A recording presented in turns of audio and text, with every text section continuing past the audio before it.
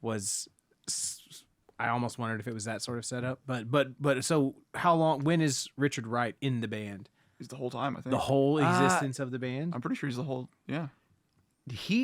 Was he the one that got kicked out during the recording of Wish You Were Here? And he was gone for like an album and a half, but then he came back. I thought you were going to say, and he was gone for like an hour. An hour and a half. Yeah. That album actually was about him. They wanted him to come back, you know? Yeah. Wish You Were Here. They wrote the lyrics afterwards. Yeah. Uh-huh. Makes sense. Episode 25, recorded April 14th, 2022. Well, yeah, that was of the moment. So, right. If you wouldn't have done it, it would have been a betrayal of the moment, and so that would have definitely not been good. So, but yeah, so we have Shae, Cottar here with us, and we're going to talk about Pink Floyd today. But before we get into that, I like his solo stuff. Oh, Mr. Floyd? Yeah. Yeah, I'm always curious which one is Pink. Right. Really By the way. Get ready for that bullshit this whole time. Yeah, I'm blissfully ignorant of much of the pinking of the Floyd. So Yeah, because that song was not on this playlist. So you wouldn't have just gone through that. I don't even know what you're talking about. Yeah, exactly. Oh, okay, cool. Have a cigar. So whenever you have one of those jokes where you're like, only someone who's a fan of Pink Floyd would know this. It's going to be all night. Don't look at me. Look at him. Have a cigar. Him. Well, we look at you for like the hopeful, like, is he going to get this one? Maybe. Right? It's like every time you don't get it, I die a little bit more inside. I mean, get ready. I hope he brought some extra lives from our video game podcast because you're going to need them. Oh, every time you don't get one of these jokes, this podcast is like 15 minutes longer with us explaining the joke. There it is. Yeah. That's so really, I'm going to be punishing the listeners. Yeah.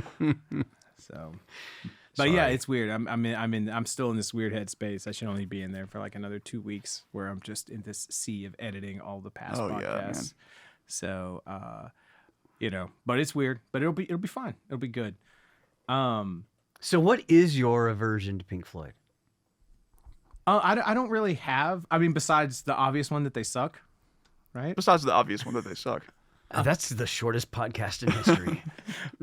That's I throw my headphones across the room. Oh, and then like maybe like do it in 7/4, and then you'll have a song, like Money, right? Is it in 7 or 9? It might be in 9. 4, 5, 6, 7, 1. Yep. Okay, it's in 7. Yeah. It's a gas. No, I don't have. I think Pink Floyd is just one of those bands that just for whatever reason didn't hit me at the right time. And by the time that it did, I was already into other stuff that was doing things that were close enough to it that I sort of preferred. Yeah, because you definitely didn't get into them like in high school, right? No, not at all. Okay, so that was how and when I got into them was people I knew during high school. Smoking weed and listening to Pink Floyd was right the way in, and that was right. That wasn't my scene. Yeah. So at the time, so but before we get into Pink Floyd, I did have sort of something I wanted to bounce off of you. Okay. So, are you, Robert, familiar? I want to ask you a question. It's like a little switcheroo. Anyway, are you familiar with the works of Joseph Campbell at all, Robert? He's a poet, Nope. author, Yeah. music. Okay, I was gonna keep going. The hero of 1,000 Crooner. Faces. He's a crooner. God damn it. I see someone is going to be playing the role of Mischief this evening. He wrote that book, The Hero of the 1,000 Faces. Basically the past, how sort of like all the past 30 years, 40 years or so of movies in Hollywood, 50. 50 almost. No, I mean, 1980 Star Wars. but that's 77. or 70. So 45. 30, yeah, 45. So the past like 45 years of film tends to be kind of samey and tends to be like about a special boy, you know. Oh, and, yeah. And they all kind of have Sure. the same rhythm and everything. That's kind of Joseph Campbell's fault. Because he sort of was involved with George Lucas in the making of, or, you know, supposedly that's the lore, right? That he like went to Skywalker Ranch or whatever, went and hung out with George Lucas, and George was like, hey, do I have these archetypes right? Do I have this right? Do I have that right? Blah, blah, blah, blah, blah. Okay.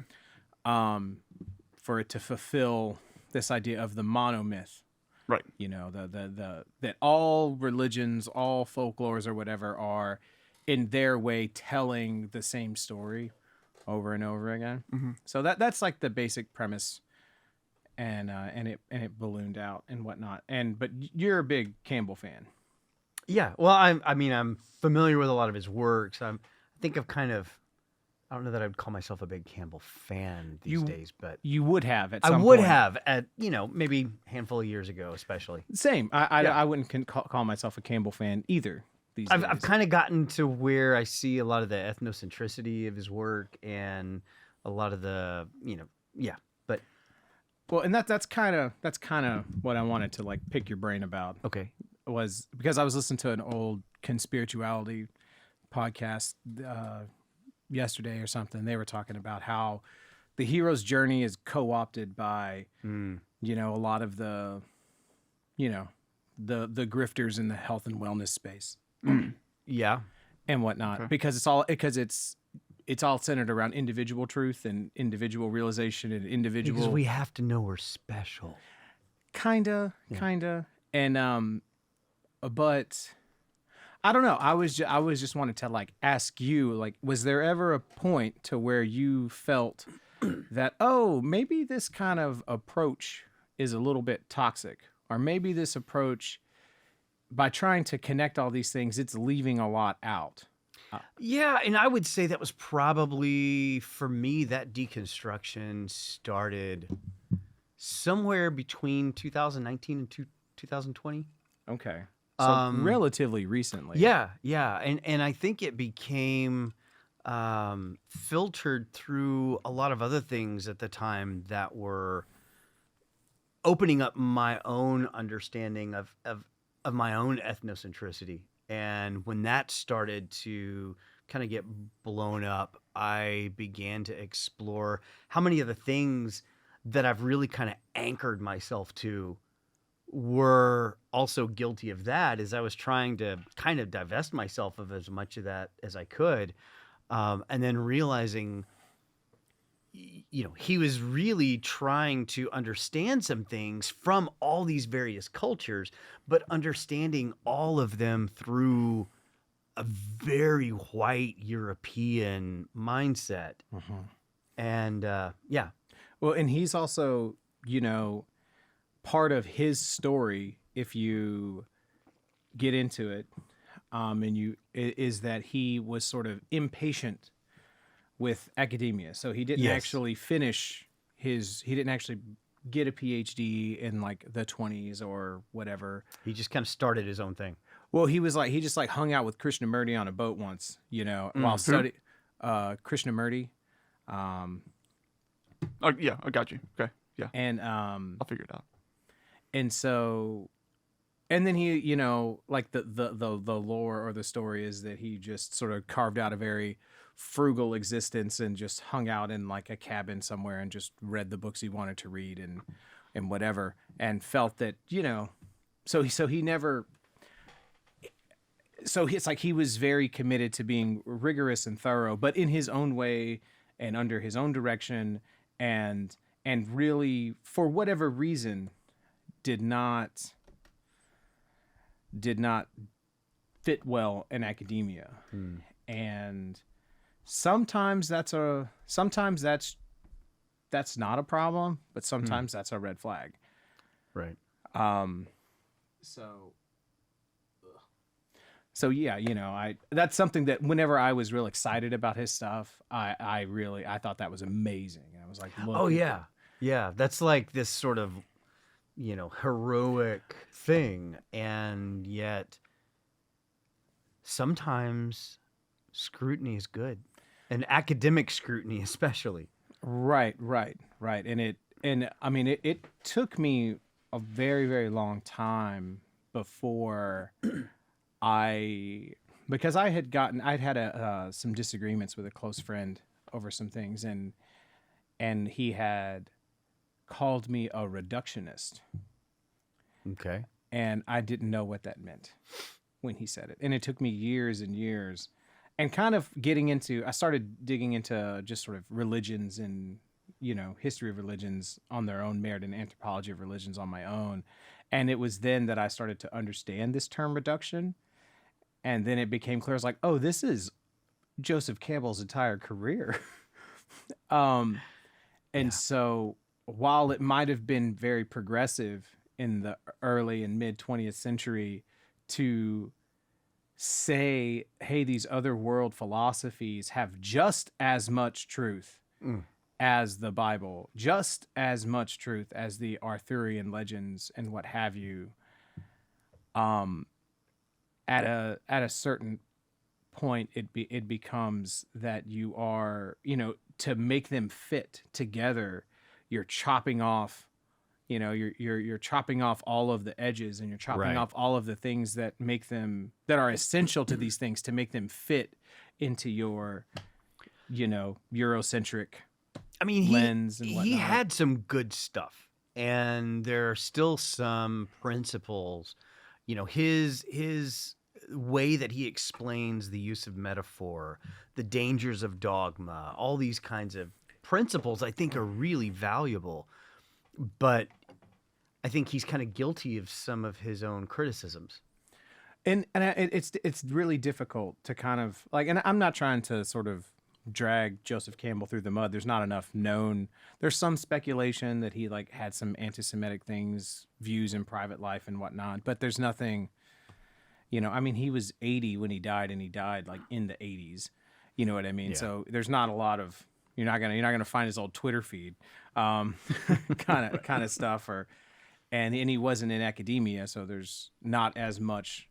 There's only record of what he wants you to have record of and stuff he published, I guess. But yeah, I don't know. I'm just mostly I went through this period really reflecting on how I used his work in a toxic, reductive way.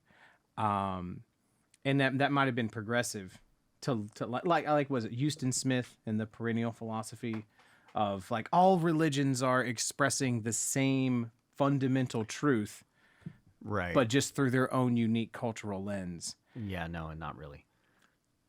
Right. And it's that was probably a really progressive idea in the 50s. And that probably seemed really, wow, oh, that's so deep. Oh, da da da da. But it doesn't really cut it now. Yeah. Now it's okay, well, you're only seeing this from your point of view. Yeah.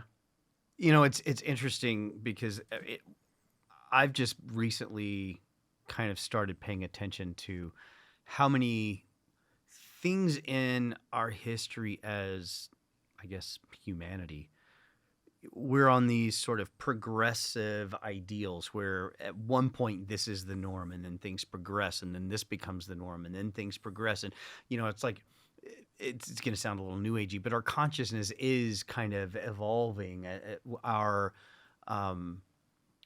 Just the other day I noticed there's this new documentary called I Am the Bully, or When We Were Bullies.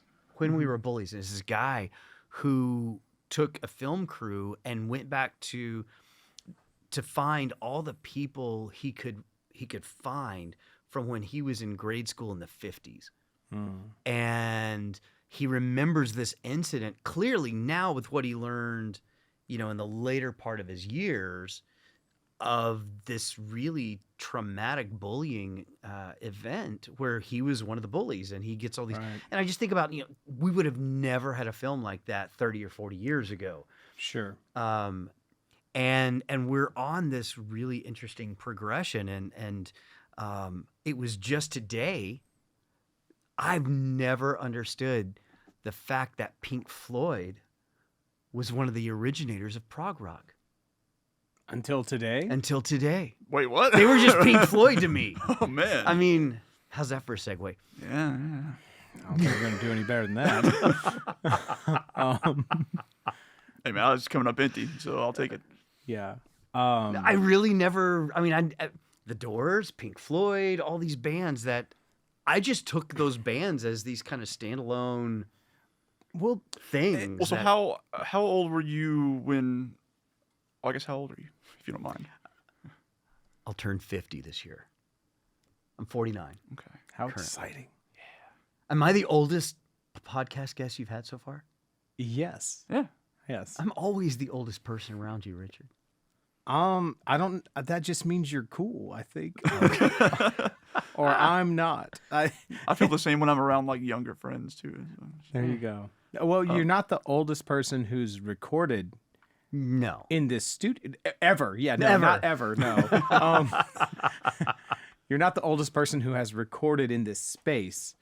But Well, the reason why I ask, not to embarrass you, or not only. Oh to no, embarrass I'm not you. embarrassed. not only No. to embarrass. No, it's like like what was your perspective on, like what age did you discover them, and so, to liken that to.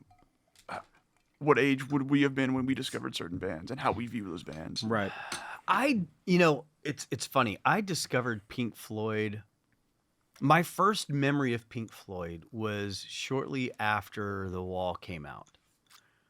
It's like 79, 80-ish. Yeah. Right around there. My aunt, my dad's sister, had bought tickets to go to a concert. And I remember hearing about this, and I remember thinking, man, I wish I could go. And so you were how old at this time? I was probably 8 at the time. Okay. But I also grew up in a house where, one of my very first records, I think when I was about 5, was Kiss Destroyer, I think. So it's not weird to me in my history that I would have been so in tune to something like that at 8. But when I really dug my teeth into it was probably late high school, early college. But weren't you? Did you? I know that you became a pastor at one point. Yes. In your life. Now, were you on that path as a young kid? Like, did you grow up in a very religious home? Very.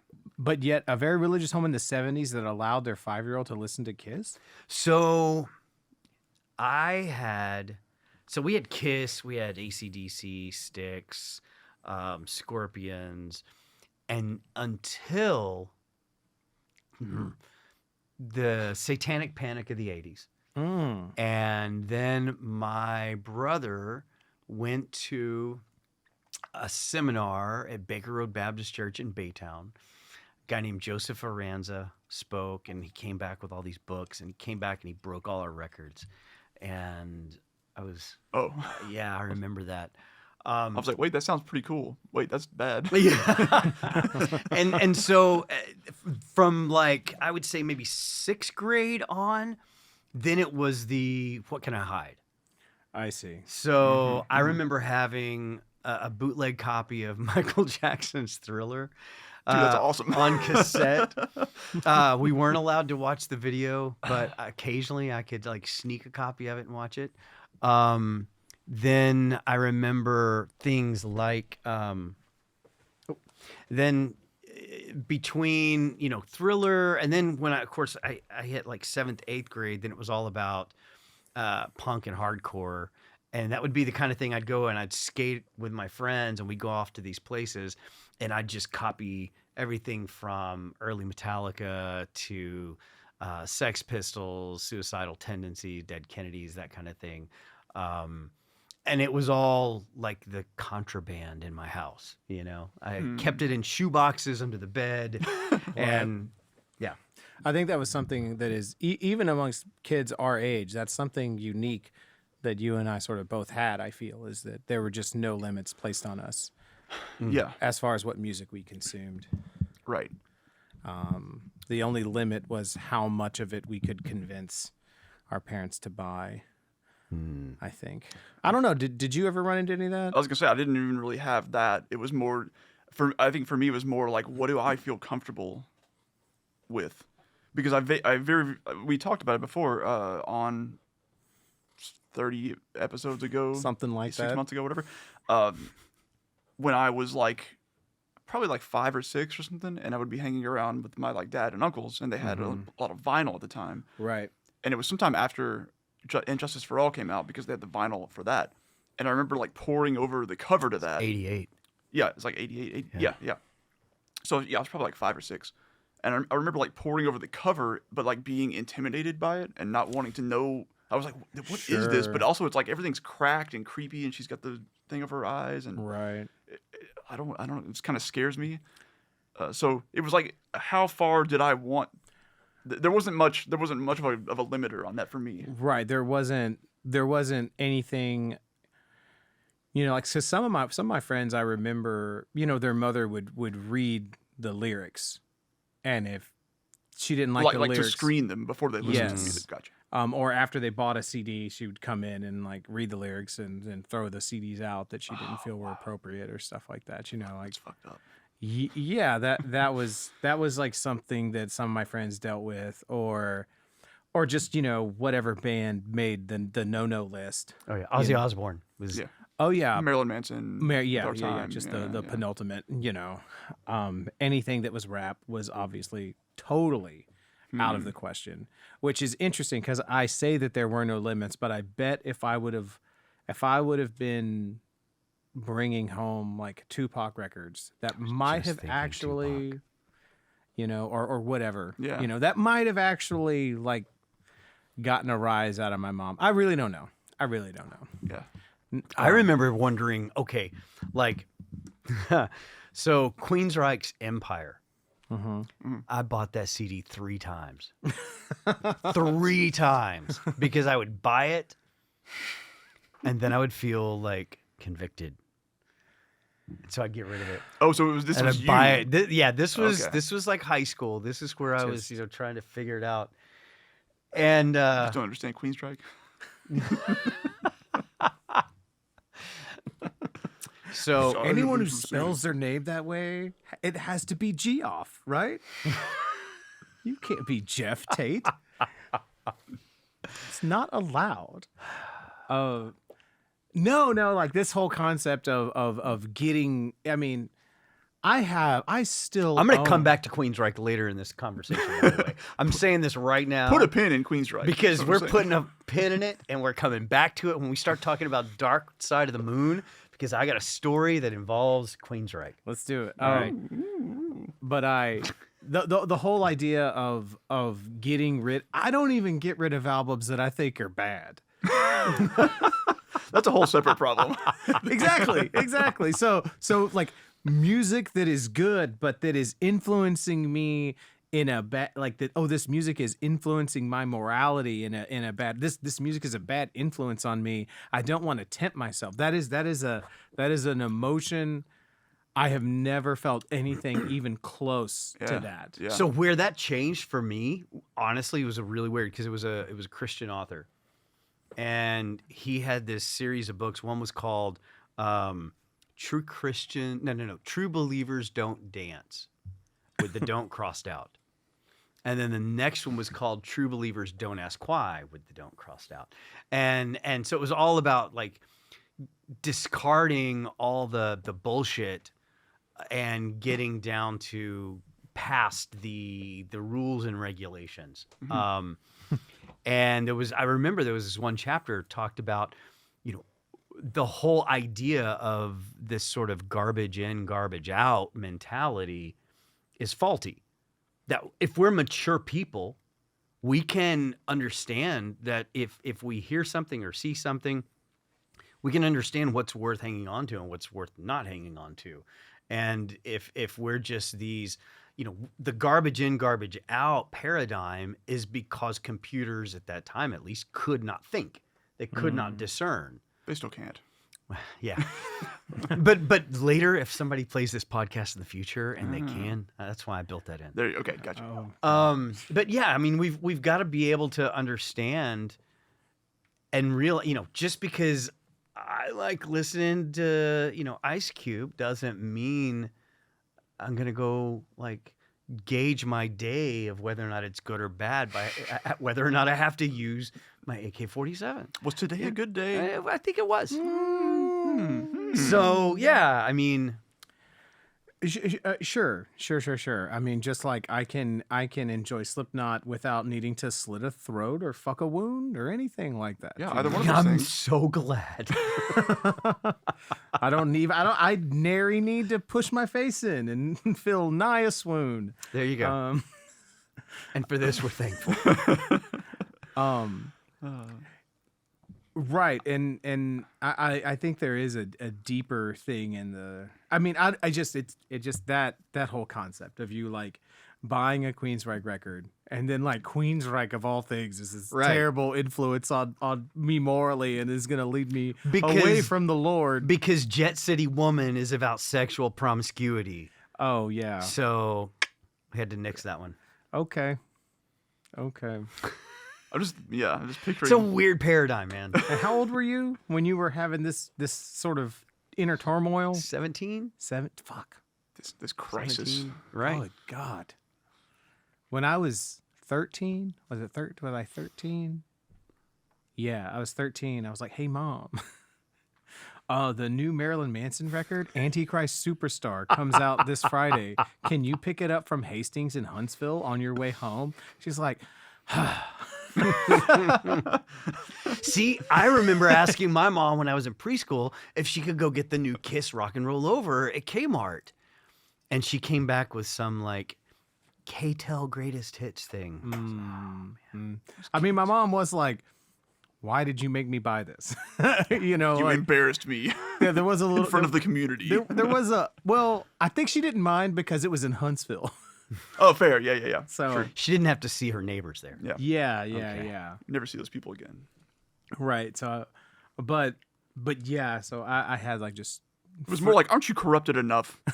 Yeah. you already have smells like children. Like, what do you? What else? Yeah. What do you need? I mean, I just thank goodness that it had like a cardboard sleeve over the top of it, because when you. I'm not remembering what the actual cover was. Is that the face? That's so the cardboard sleeve is like the half face, like some out of focus, kind of like decomposed, and he's like looking up, kind of thing. Yeah. But when you take that off, it's like, is that the androgynous? No, that's Mechanical Animal. Okay. No, Antichrist Superstar it's him, and the photos look all fucked up. It looks like he has like some sort of like half-ass angel makeup or something going on, but he's like looks like a corpse, and he has like a dildo attached to his junk that has like two like IV leads that are like going into like gas masks that Twiggy and Madonna Wayne Gacy on either side of him like holding up. Wait, this was on the cover when you pulled it out of the paper when you slip? pull it out of the cardboard slip. Because I had this album and I do not remember that at all. I mean, I can go get it.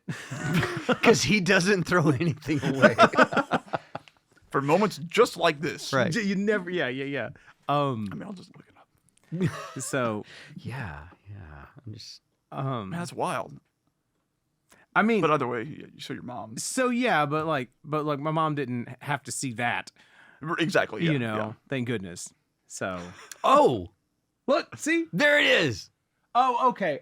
I misspoke. I'm combining two of the images in my mind. You know what? Yes. Okay. I'm combining two of the images. On the back, or when you open it up, is the picture that I'm talking about. He really is lanky. So, but anyway, I would remember that. But yeah, anyway. It's in there, but it's not on the front.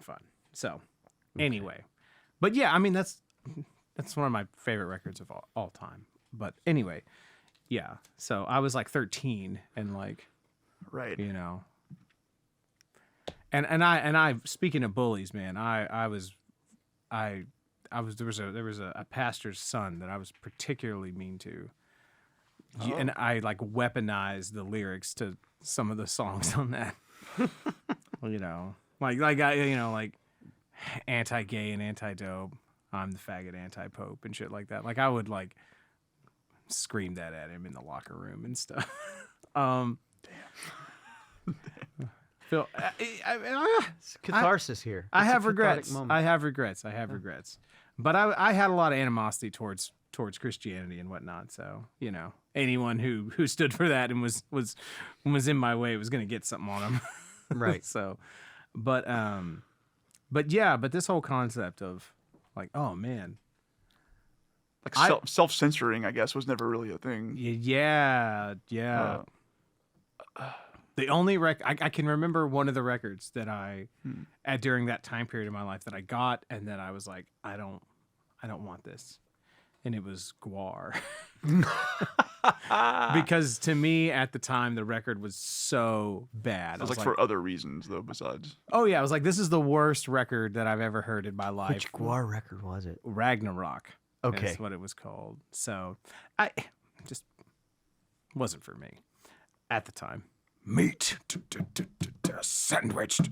You know, like this like satirical thing going on. Like, Oh yeah. I wasn't. I mean, I would never want to listen to a Gwar album. I'd love to see him live. Oh yeah. But like that's what that is. Sure. I feel like. So. Sure. Yeah. If it had been a video, maybe things would have gone differently. Maybe. Yeah. Yeah. If I would have bought a $30 VHS You know, it's from Sam Goody. It's funny. Almost every tattoo shop I've ever been into, and I've been into a few, I can see that.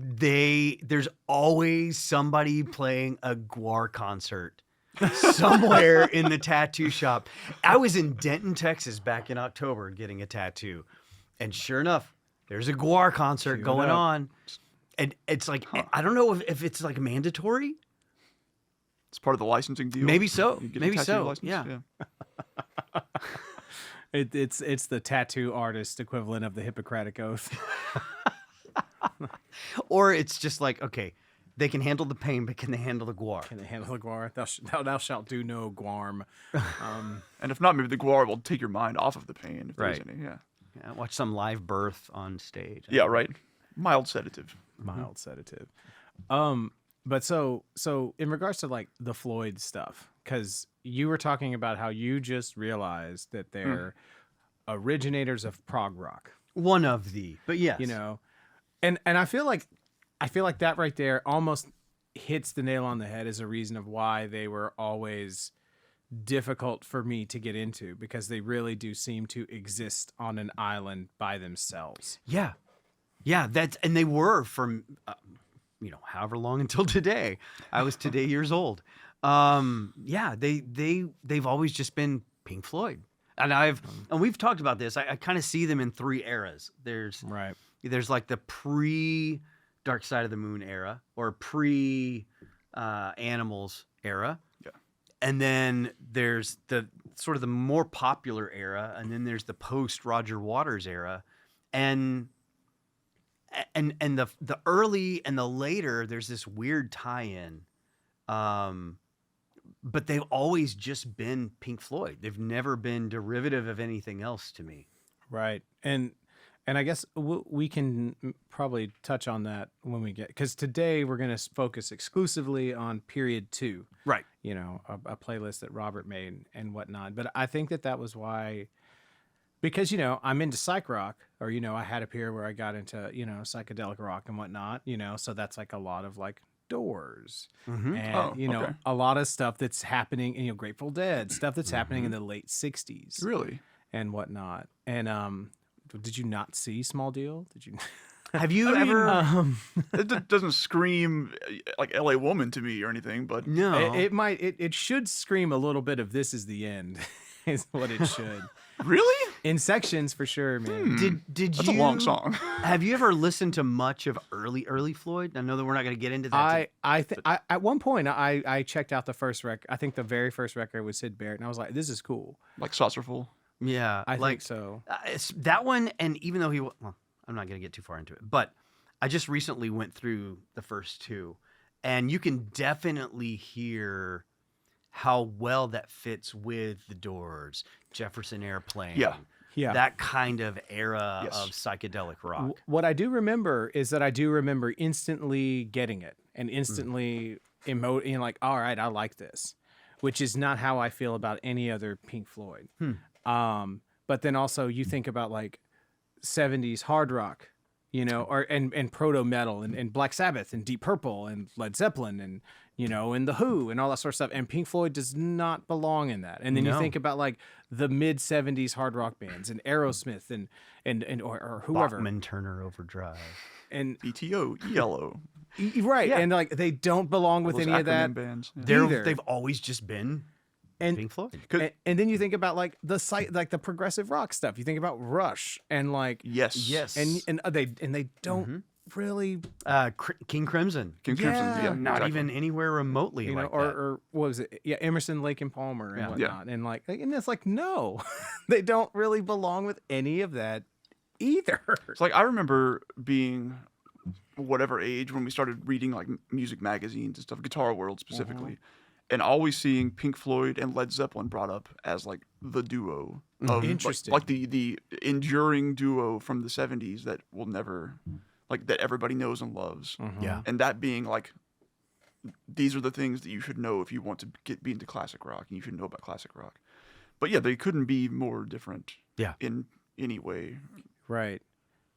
So yeah, like they just, to me, I agree. Basically, they never fit into any of those molds. Even psychedelic rock, which is like basically what they are. Yeah. Yeah. It never like because I love the Doors as well. Oh, but yeah. Totally separate thing there. Right. I guess like another interesting thing. So this is another question. So I wonder if like what is the spread on people who like the Beatles and like Pink Floyd? I think you have to split the Beatles up between like the early Beatles and later Beatles. Of course. So people who like later Beatles and people who like Pink Floyd. Do you think that is like how big is that Venn diagram? How big is that overlap? Because honestly, to me, My assumption is that it's almost two separate circles, but really yeah, I would say there's probably a small overlap, but yeah, interesting. Okay. pretty separate. Okay, because if anything, Pink Floyd's this middle period here, more than anything, feels like, oh well, this is like a spiritual successor to the later Beatles records. Well, I mean, I would say that they experimented with some of the same noise music components that, you know, like the White Album delved into, but that's probably about, in my opinion, that's kind of the only commonality. yeah, that's the closest for sure. I think I guess like that there is. a psychedelic. I guess because it both approaches like a psychedelic effect, but more using the studio as an instrument. Mm-hmm. And so, in that sense, it seems to do that more. The only other band before Pink Floyd that I think of doing that was the Beatles. Really, Pet Sounds. Pet Sounds. Okay, Pet Sounds, definitely. I'm ignorant of that. That's kind of the big one. I guess. Yeah. I think without Pet Sounds and the Beatles, music would have stayed very stagnant for a little longer, at least. I mean, That's a bold statement. yeah. I don't know, I'm a man. bold man. because I don't Bold know. flavor. I don't know. Not a lot of the music that I'm into. I think guess- it would have been fine without those two records, without Pet Sounds and whatnot. You know, That sounds a pretty fucking great album. I'm sure it is. I'm not knocking that, but I don't. I am not a Beach Boys fan at all. I'm And Pet Sounds is just a work of genius. I'm sure it is. I've never heard anyone say anything different. Right, yeah, You know, I'm exactly. not trying to knock that record. I'm just saying that like I don't think that like Miles Davis needed Pet Sounds to do Miles Davis shit. There were parallel things happening at the time, You know. that did not need to intersect in any sort. That is any very sort of way. true. Yes. And I don't know how much Black Sabbath needed it.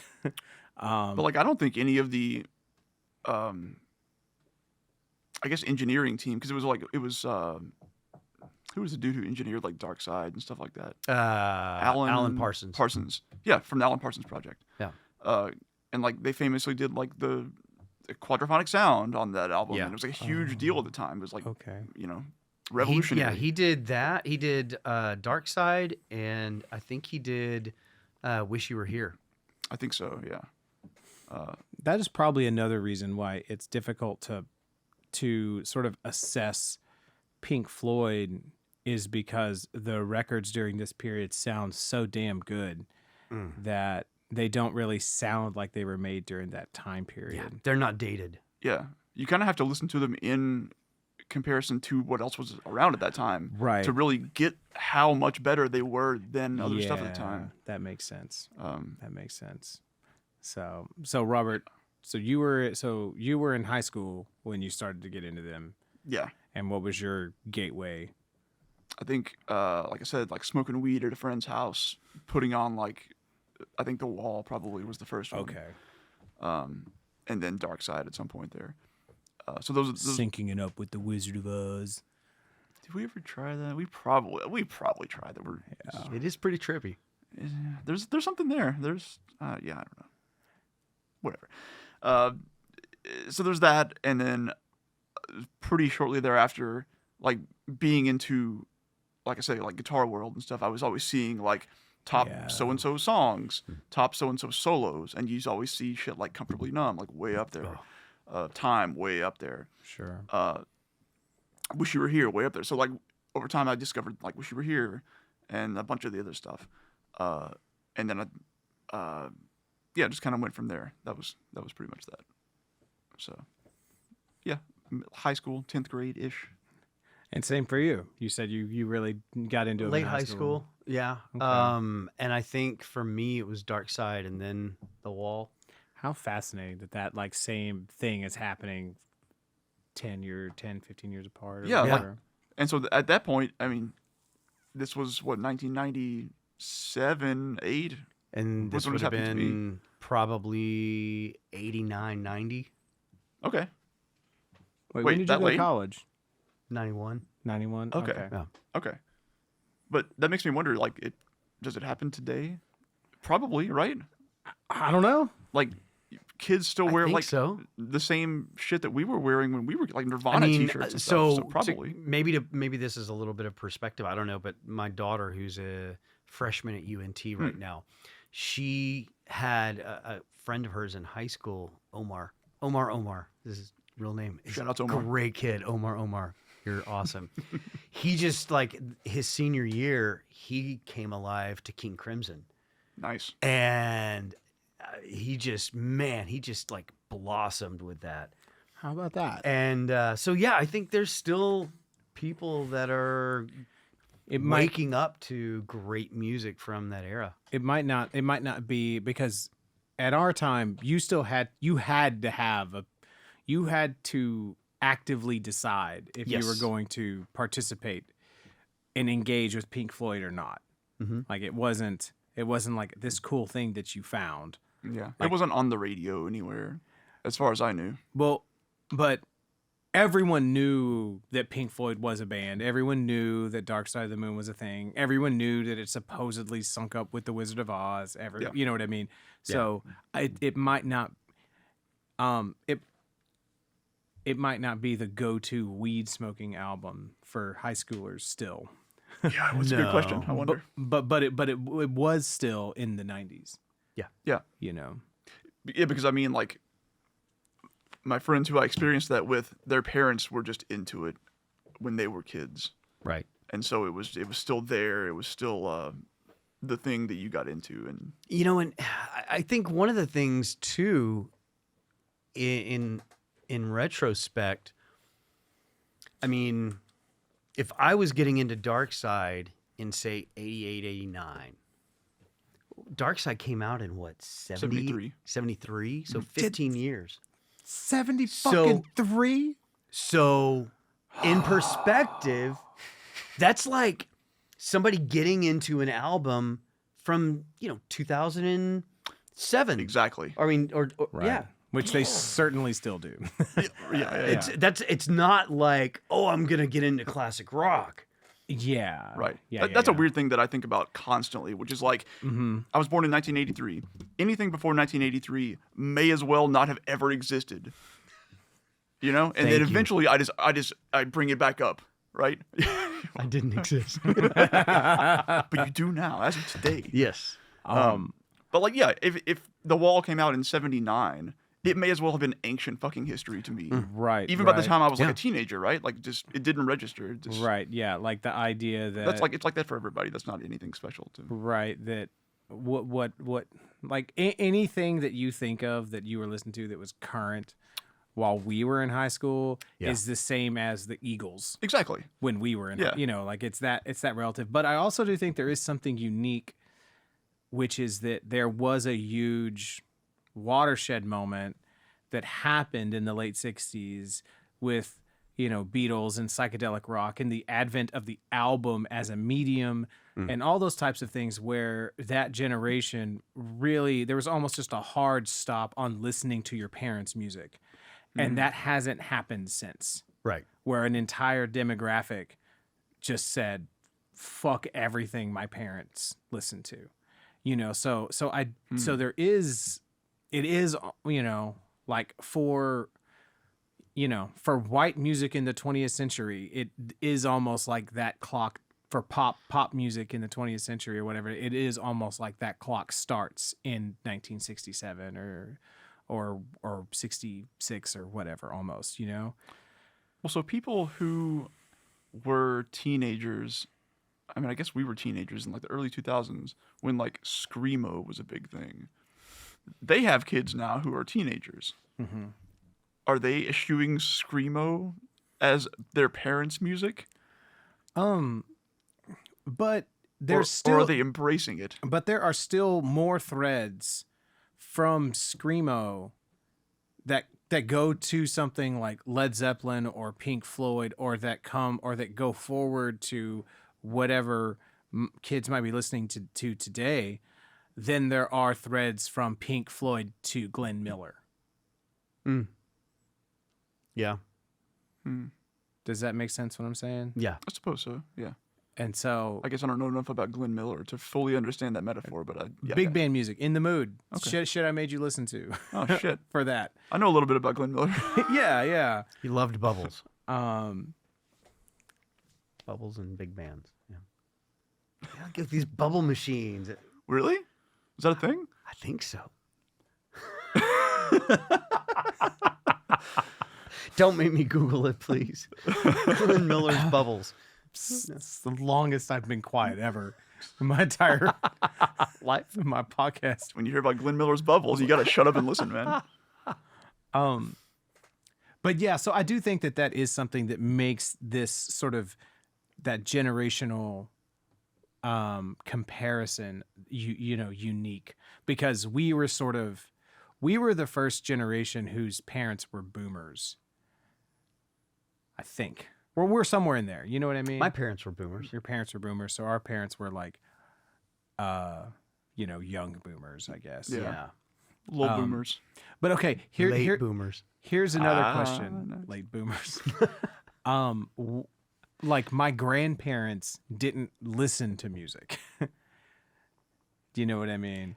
Yeah. And so that, I feel like that is the biggest difference, right? There's no one of the, like, all the boomers listen to some type of music. Like my parents had 8 tracks Mm-hmm.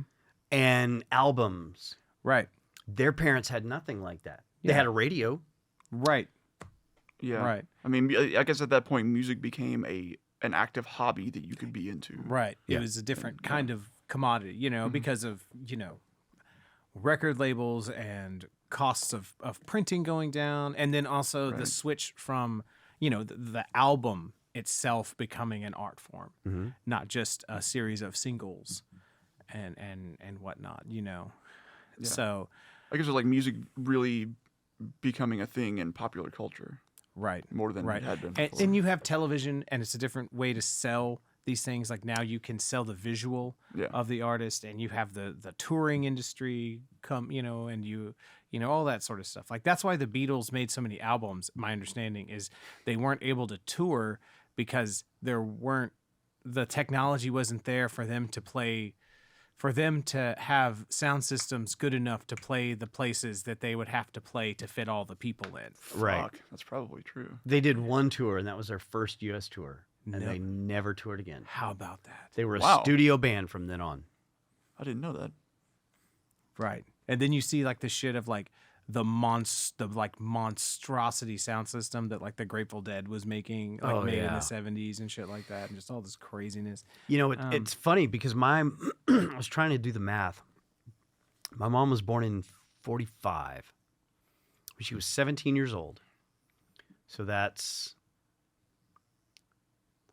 62-ish.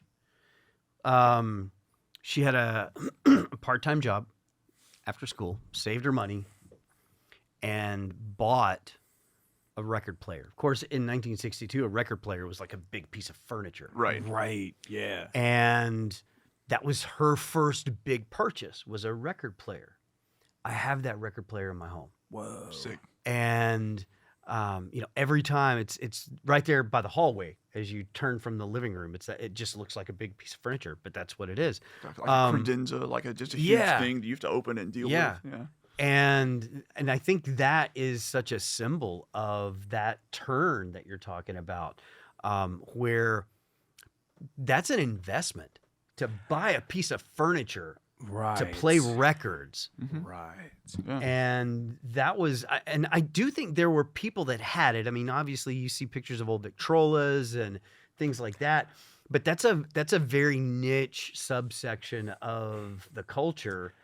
Yeah, you're not talking about Not like popular music. right. You're not talking about like my mom, whose parents were, like grew up on the farm. Yeah. and And that was her family. Like, because you're not gonna get they didn't have one of those record players because they were too busy out there in the fields like shelling peas and shit or whatever. Yeah.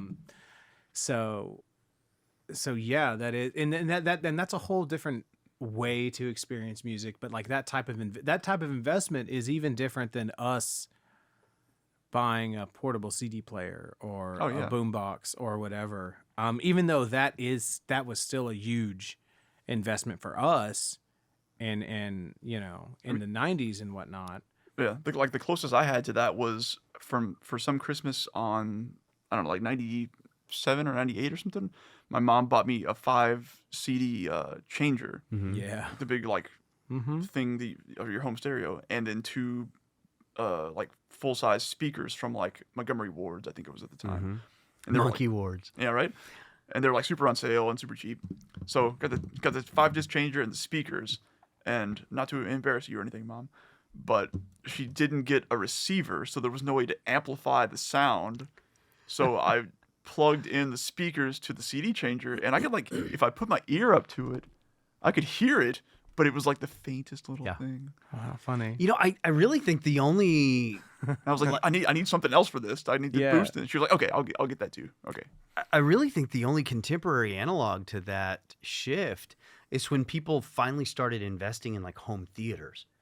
And that, like, the movie experience became a home experience. Yeah, because at some point, a home theater was a big room that you had to have in your house. Whereas now you can just sort of retrofit any room you have into it. Right. Yeah. I guess that is true. Right. Yeah. That's a huge shift. Right. And I mean, and that is like we were sort of talking about this a previous time because we've already talked about everything. So don't say that yet. We're not done. We're not there yet. I still didn't get back to Queensryche yet. We will. Oh, dude, we got plenty of time. You're stuck with us for a while. But you're trapped in here with us. You're not trapped in here with me. No. I'm not locked in here with you. You're locked in here with me. God, I love that line. Such a great movie. I don't know what I was going to say. I kind of lost it. Oh, yeah. Like the idea, because if you have that kind of investment, like a piece of furniture, it's also a social thing. Like, hey, like let's put this record on and listen to it together. Mm-hmm. Which I don't know how much anyone does that now anymore of any age. But we still did it in high school. Yeah. Like I would go over to his house. And because he had that, I had those speakers and that stereo system, from M-Dub, and we would listen to the new Fear Factory or the new Slipknot or the new whatever, which even at the time, was the only other time that you and I did that was even when you got into the 2000s, was usually when we were on road trips to gigs. Like that would be when we would listen to music together. Yeah. But but that kind of way of experiencing music was much more commonplace, I think, in the 60s and in the 70s and whatnot. Certainly before like portable and more importantly like personal music stuff became a thing, like on your phone or on your iPod or MP3 player back then. Your Diamond Rio, perhaps. Not the band. I missed something. Oh, the Diamond Rio was a MP3 early MP3 player. Oh, okay. It was a big honking thing. All right. I think it was before the iPod even. I don't remember. How about that I think shit? so. Yeah. But also Diamond Rio, the band, the country band. I really liked the thought that the Diamond Rio was just way early on the MP3 adoption. They're like, yeah, no, we're gonna name it after our band. Before that, we had the Alabama. Yeah.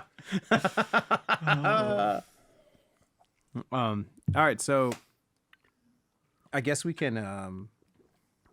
So we had Robert make a playlist. Yeah. Yeah. Do you want to talk about your Queensryche? You want to tell that yet, or do you want to wait till that? We're gonna weave that in. Oh no, it's got to build. It's gotta come up Okay. naturally. It's got to build. Okay. Yeah. You said it was. Oh yeah, you said it kind of related to one of the tracks. So So this playlist is from 1973 to 1979, basically. This is Dark Side of the Moon, Wish You Were Here, Animals, and The Wall. and so those this records covers. came out in what years, respectively? 73 for Dark Side, Okay. 75 for Wish You Were Here, 77 so every 2 years, Animals, 79 The Wall. That's so crazy because I was sort of miscalibrated by like 3 years. You know, I was Just like like your own thought of these albums. Kind my of? own headcanon Gotcha. was like somehow was like, yeah, Dark Side of the Moon's like 75. I don't know why I thought that. And then I sort of thought that everything else happened somewhere in between there up till The Wall, which I thought was like 82. Oh shit! Okay, But maybe that was just when the movie came out or something.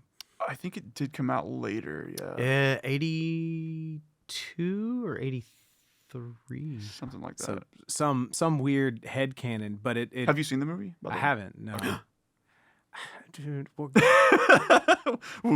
there. don't be if you're gonna be clutching your pearls, big. Just get ready. No. I'm just. You need to come over. I do, and but I guess it's like something. that is because I have a reference for records that come out in 1973, and so that was like What's your reference? the first Aerosmith record. Oh my God! Right. Is one. You know, and to think Boy, that that like feels fucked up, doesn't it? it does, because I love Aerosmith. Like unironically, unapologetically, I love everything they've ever done, except for I don't want to miss a thing. Delete that. I don't care about that. What about Pank?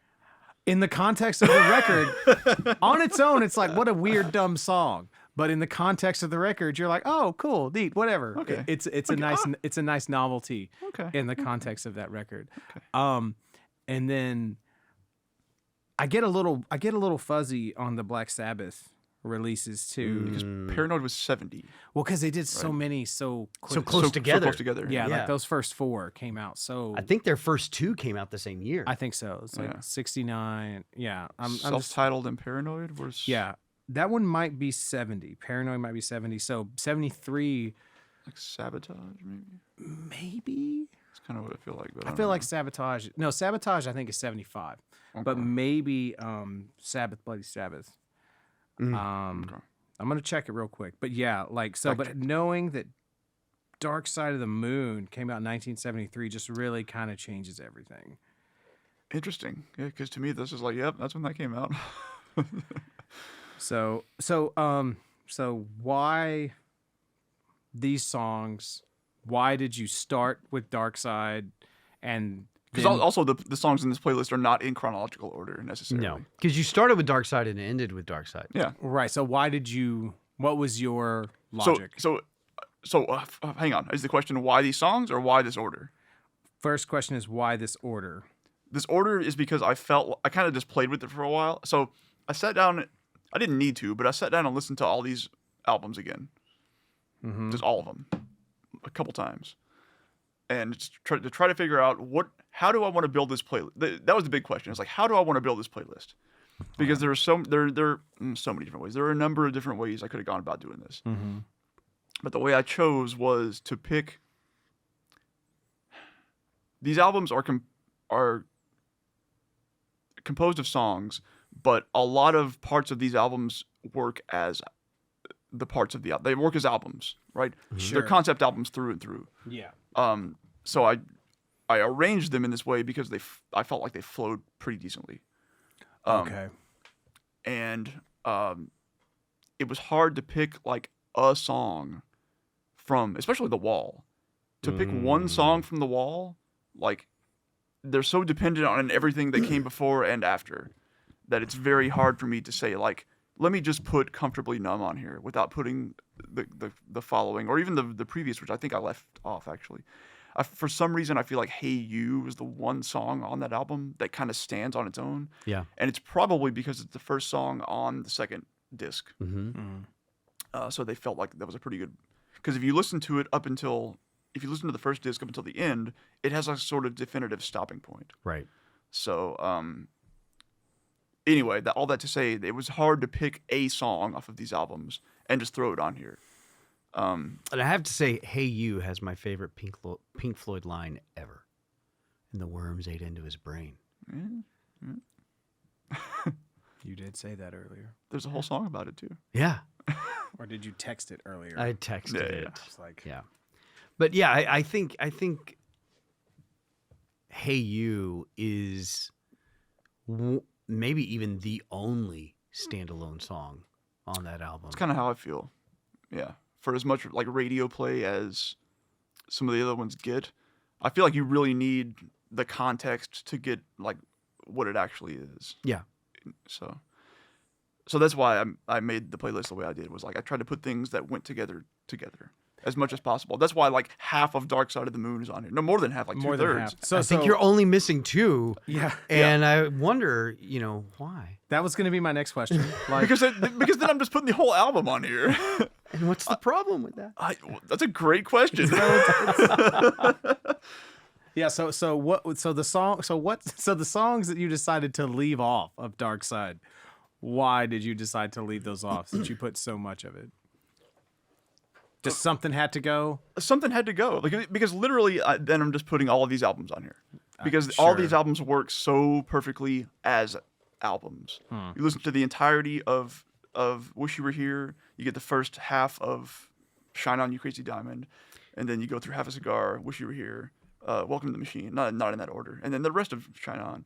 And then same with Animals. You start out with Pigs on the Wing, and you go through that, and you get to the end. Very much, those two albums are basically what we did with Carry Me Home. You have your little intro that ties into the next thing. You have another song that's a sort of progression. You have a final song, and that ties into the end. That references the beginning. Right. That's the exact thing that they do on those albums. So they really do take advantage of the album as art form. Totally. Like maybe. Like maybe more than any other band that I know of. Right. Certainly at the time. So, question. I noticed that Shine On You Crazy Diamond, the first half, Yes. is missing. Is missing. It's just a long thing. It's like 13 more minutes. Like I said, man, I could have just put all of the albums on here. Right. Yeah. But that's like 5 hours of music. So I wasn't gonna subject Richard to that. Right. I do. Well, because that's the thing, right? If he puts part 2 on there, you already know part 1. He doesn't need to put all of it. I can't absorb all of Pink Floyd, all of these albums in 5 days. See, part 1, or actually parts 1 through 5. Mm-hmm. Because it's parts 1 through 5, and then at the end it's parts 6 through 9. Right. Yeah. That song, if you want to talk about it collectively as one song, it's like 5 movements. It kind of is, yeah. First of all, has 3 guitar solos. The third guitar. This is one question I wish I could just ask David Gilmour. David Gilmour, if you're listening to this podcast, Call in, man. Email. Please, because the third, when he hits that first note, it's 7 minutes and 12 seconds in. It like the whole earth just shatters when he hits into that solo. But here's the thing. Every single live version they've ever recorded and released, they skip that section. Huh. They do parts 1 through 4, and then go into the rest. They skip that one part. Interesting. And it blows my mind, and it's very frustrating to me as a fan. I mean, like, it's like, I don't know if you've seen this, the TikTok going around with the kids. I'm so stressed, this little kid. That's how I feel when I listen to all the live versions, because I'm getting in the mood and I'm in that spot, and I'm like, oh Wait for yeah, that here it build comes, up. here it comes. What did they do? Huh, interesting. That's the burning question that I will have on my deathbed. How about that? That is Damn. it makes me think of like when I was going to when I had read all the Lord of the Rings books before Two Towers came out, and I went to see Two Towers, and I'm gonna see Gandalf whip Saruman's ass. Your staff is broken. Or why did It's they like- leave out Tom Bombadil? It's like, you know why they left out Tom Bombadil. But and then it's like, okay, it's like, oh, it's not at the end of Two Towers. I'm like, you know what? It's okay. That makes sense where they needed to end it. Maybe it'll be in the extended edition of Two Towers. And then it wasn't. It's okay. Return of the King is going to come out in a few months. It'll be in there. And then it wasn't in Return of the King. I was like, it's okay. It's going to be in the extended edition of Return of the King. And then it was finally there. But by that point, I'd waited like 3 Was years. that not in the theatrical release? It wasn't. Had to cut something. My out. perception of those movies is long skewed. Oh, I have no perception of what is not the extended cut. Yeah, exactly. So, That's what I'm saying. but yeah, like the feeling you're describing it, Yeah. it's like, oh, Right. That's Why why, would you leave I that just out? I Yeah. can't listen to those live versions anymore because it's so frustrating. I don't get that resolution. because that Right. section is so. It's so emotional for me. I mean, I'm serious. I know I'm kind of playing it up, but I'm absolutely serious. Well, Rightfully so. I mean, we're like, almost 80 hours deep into, talking about music. So obviously, music is quite emotional for Quite us all right. as well. So So I guess the other thing is I left off some things like that, for example, or like a lot of other stuff on the wall. I mean, you got to leave something for him to go discover on his own. Oh yeah, When he eventually comes around. as if. yeah. So you, as someone, Shae, who knows Pink Floyd. So what did you think of this playlist? So Or how would you? What would what would I have done What would you differently? have done differently? Yeah. If given the same constraints. Okay, if given the same constraints, I 'Cause you can't- 'cause probably you can't just say, would have like- gone ahead and done Us versus Them in any color you like, just to round it out and been like, deal with it. I mean, that would be the then, rest of- then throw on Great Gig in the Sky and you get the whole thing. Right? Yeah. Like, literally, like just the whole album. There have to be cuts. I thought that the choice of Goodbye Blue Sky from The Wall, fantastic choice.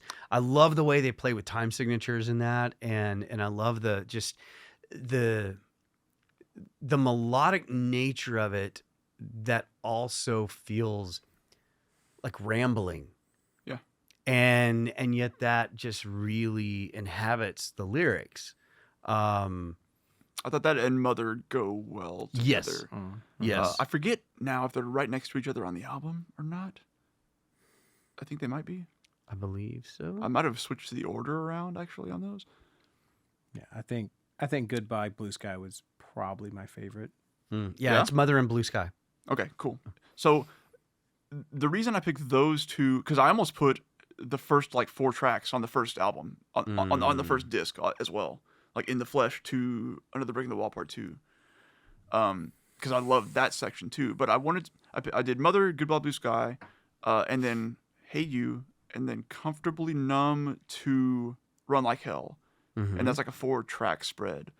But I feel like those sections kind of give you a decent overview of everything that's on the wall. Right. And they all go well. They each are their own section. Yeah. And they sort of work well standalone as best they Now, can. I will say something that's probably anathema to most Pink Floyd fans. I just don't like Money. I never could get into that. It's like my least favorite track. Damn. Oh, I love that song. That's that's probably the only Pink Floyd song I can like play all the way through as well. I love that solo so much. It's. I mean, The solo is the best part of the song because I hate how they're playing 7 right there. I think it's so stupid. I think it's just so lame. It's like forced or It just do an extra beat. Like it's dumb. I don't like it at all. hard disagree. But okay. No, I don't hate it. But You can hate it. I don't. I definitely don't. Capitalist. Yeah, that's me. You love money so much. Yeah, it's totally the lyrical content that bothers me. Yeah, for sure. No, it No. I think it's just I think that honestly, probably the reason that the guitar solo I think works as well as it does is because they do go to 4 there. And it's probably the tension and the contrast is why that feels like such a release is because of all of the tension and wonkiness. For sure. Because once you get there, you're just like, yeah. Fucking just straight ahead. Yeah. Totally. Right. Yeah. So I was like, oh yeah, like you're gonna because you can't solo in 7, you asshole. That's why you did this. I'm pretty sure he probably could. I was gonna say if anybody could, David Gilmour. He could write a solo in 7 and then play it back for you. He just bend notes for like 15 minutes straight. That's all he would just do the same thing. That's kind of all he does, and it's amazing. I don't give a shit. He's got the most incredible phrasing. And that's all he just do an extra beat at the end. That's all he would do. Probably. His phrasing and his bends are like that's what I come for more than anything else. I think I really think that he is such a great illustration of you could have the same picks, the same guitar, the same gear, the same knowledge base, the same every single thing, and you will never sound like David Gilmour. It's in his fingers. Yeah, it's the whole thing of like hand the same guitar to any like 2 players and they sound different. Yeah, but like no one can do what he does. Mm-mm. So when I think about Pink Floyd, there's Roger Waters and there's David Gilmour. Mm-hmm. I don't know who is who. So whenever you listen to this playlist and you hear somebody who sounds like crazy and a bit manic in ways, that's Roger Waters. Yeah. Okay. It's like a bit like high strung, unbridled. Yeah. Are you talking about vocals or are you talking vocals? Yes. Okay. Yeah. Roger Waters plays bass, Gilmour guitar. Okay. Yeah. Okay. But they do share vocal duties like throughout. Yeah. Okay. So Until he was gone. I need like a tangible example of which is which vocal wise. The one that pops into my head is On Time. Roger Waters is the one who opens it and Gilmour does the chorus. Okay. But that's not as noticeable. Let me see.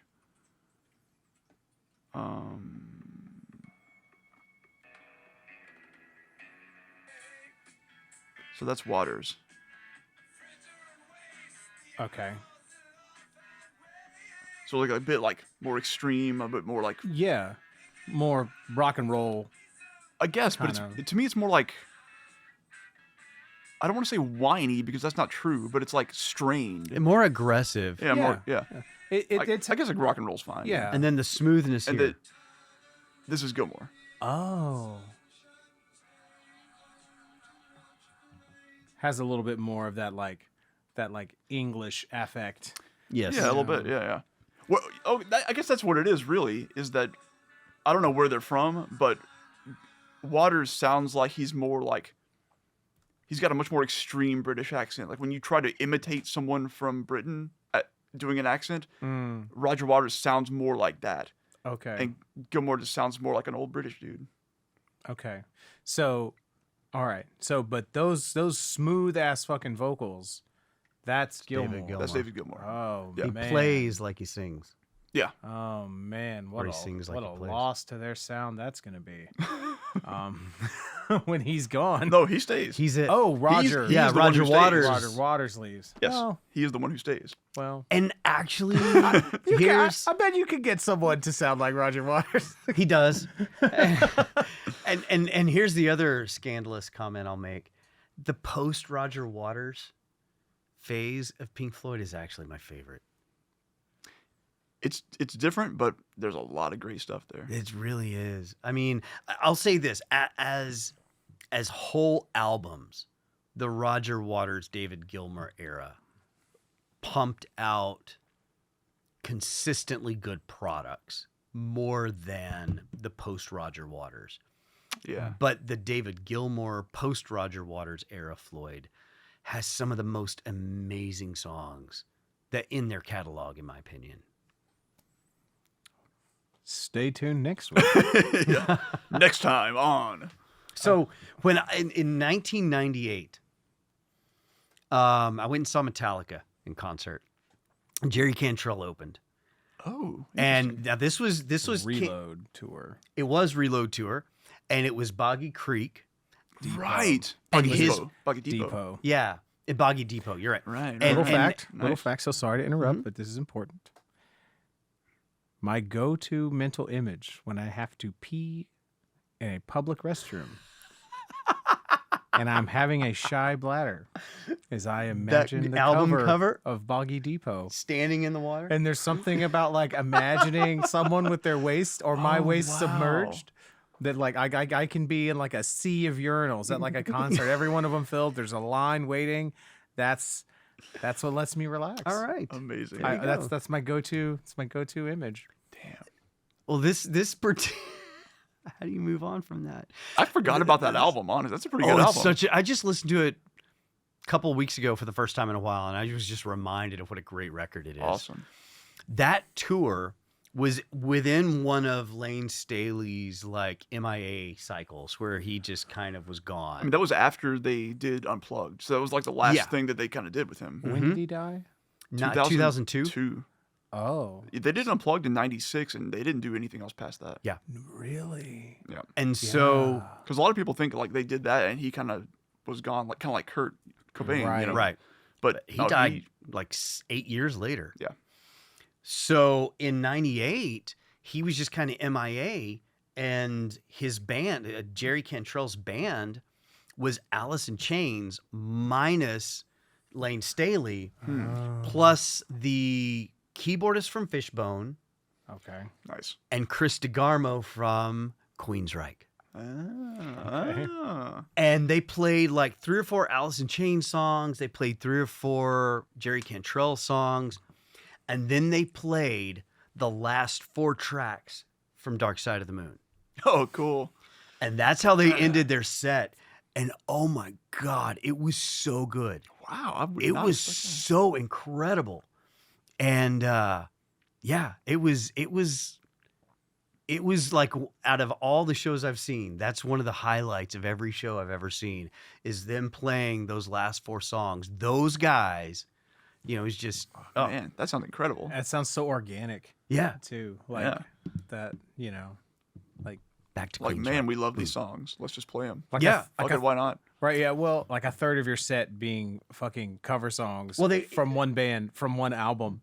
Yeah, well, and then So, what it was yeah. is they started with Us and Them, and the crowd went nuts, and then they kept going, and just the can't crowd stop. went nuts, and they kept going, and it was like, oh wow. Oh man. And then when they finished the last song, it was like, that's it. Wow. Okay, wow. that's a good place to stop. That is a hell of an ending. Yeah. Man. Damn. So how much do y'all think, respectively, that David Gilmour influenced y'all as guitar players? Influenced as guitar players? Probably not much. How much do you think Pink Floyd as a whole influenced you as a guitar player or songwriter or anything like that? Well, he's the only guitar player, so not much. Well, god damn it, you know what I mean. But songwriting and all that stuff, probably not much. Probably not much. What about you? I would say, Because I don't know if you remember this or not. I showed you the That Devil the Truth record, and you were like, "Does he like Pink Floyd?" I would say that David Gilmour is who I aspire to play like. Okay. Like So- if I could narrow down every guitar influence, there's not much past David Gilmour to me. Songwriting, I don't know that I've ever really tried to see how much they've influenced my songwriting as a band. But when I approach a solo, it really is like, what would David do? Like, you know, that's how I approach playing. So he's pretty monolithic influence on you. Oh yeah, big time. Yeah, I mean, you know, you have people that say, well, you know, it was Jimmy Page or it was this person, Jimi Yeah, Hendrix sure. or whatever. It's just always been David Gilmour for me. Interesting. So he's your Mount Rushmore. of He's my one guy. for- He's my person. which all the more why it pisses me off when they skip that solo, Fair. Jolly good. because I'm like emotionally invested. Right. Okay. Well, you get through the first 4 parts of that, and you're like, where's the 5th? Yeah, it's Why like, would you okay, not they've do done the that? keyboard, now here comes the other guitar. I wonder.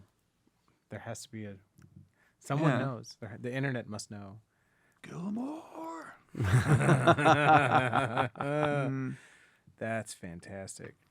Like, if I could write like Gilmour, Mm, like that would be aspirational. Like yeah. that would go for that, because that's, like you said, like we said earlier, he's sort of a singular voice in the way that he writes his parts, and especially solos. Like Mhm. his phrasing is like the biggest Yeah. thing. Really, it's just it feels, and to hear him tell it, like read his interviews and stuff, like he just sort of does whatever and then kind of goes back and fixes things that didn't quite work. But he always he's a big proponent of like catch it in the moment, and that's where you're Mhm. gonna find your best stuff. Yeah. And then sort of make adjustments as necessary. But and a lot of his stuff kind of feels that way. It feels very organic. It feels very, it's like, I'm gonna do something that just feels right.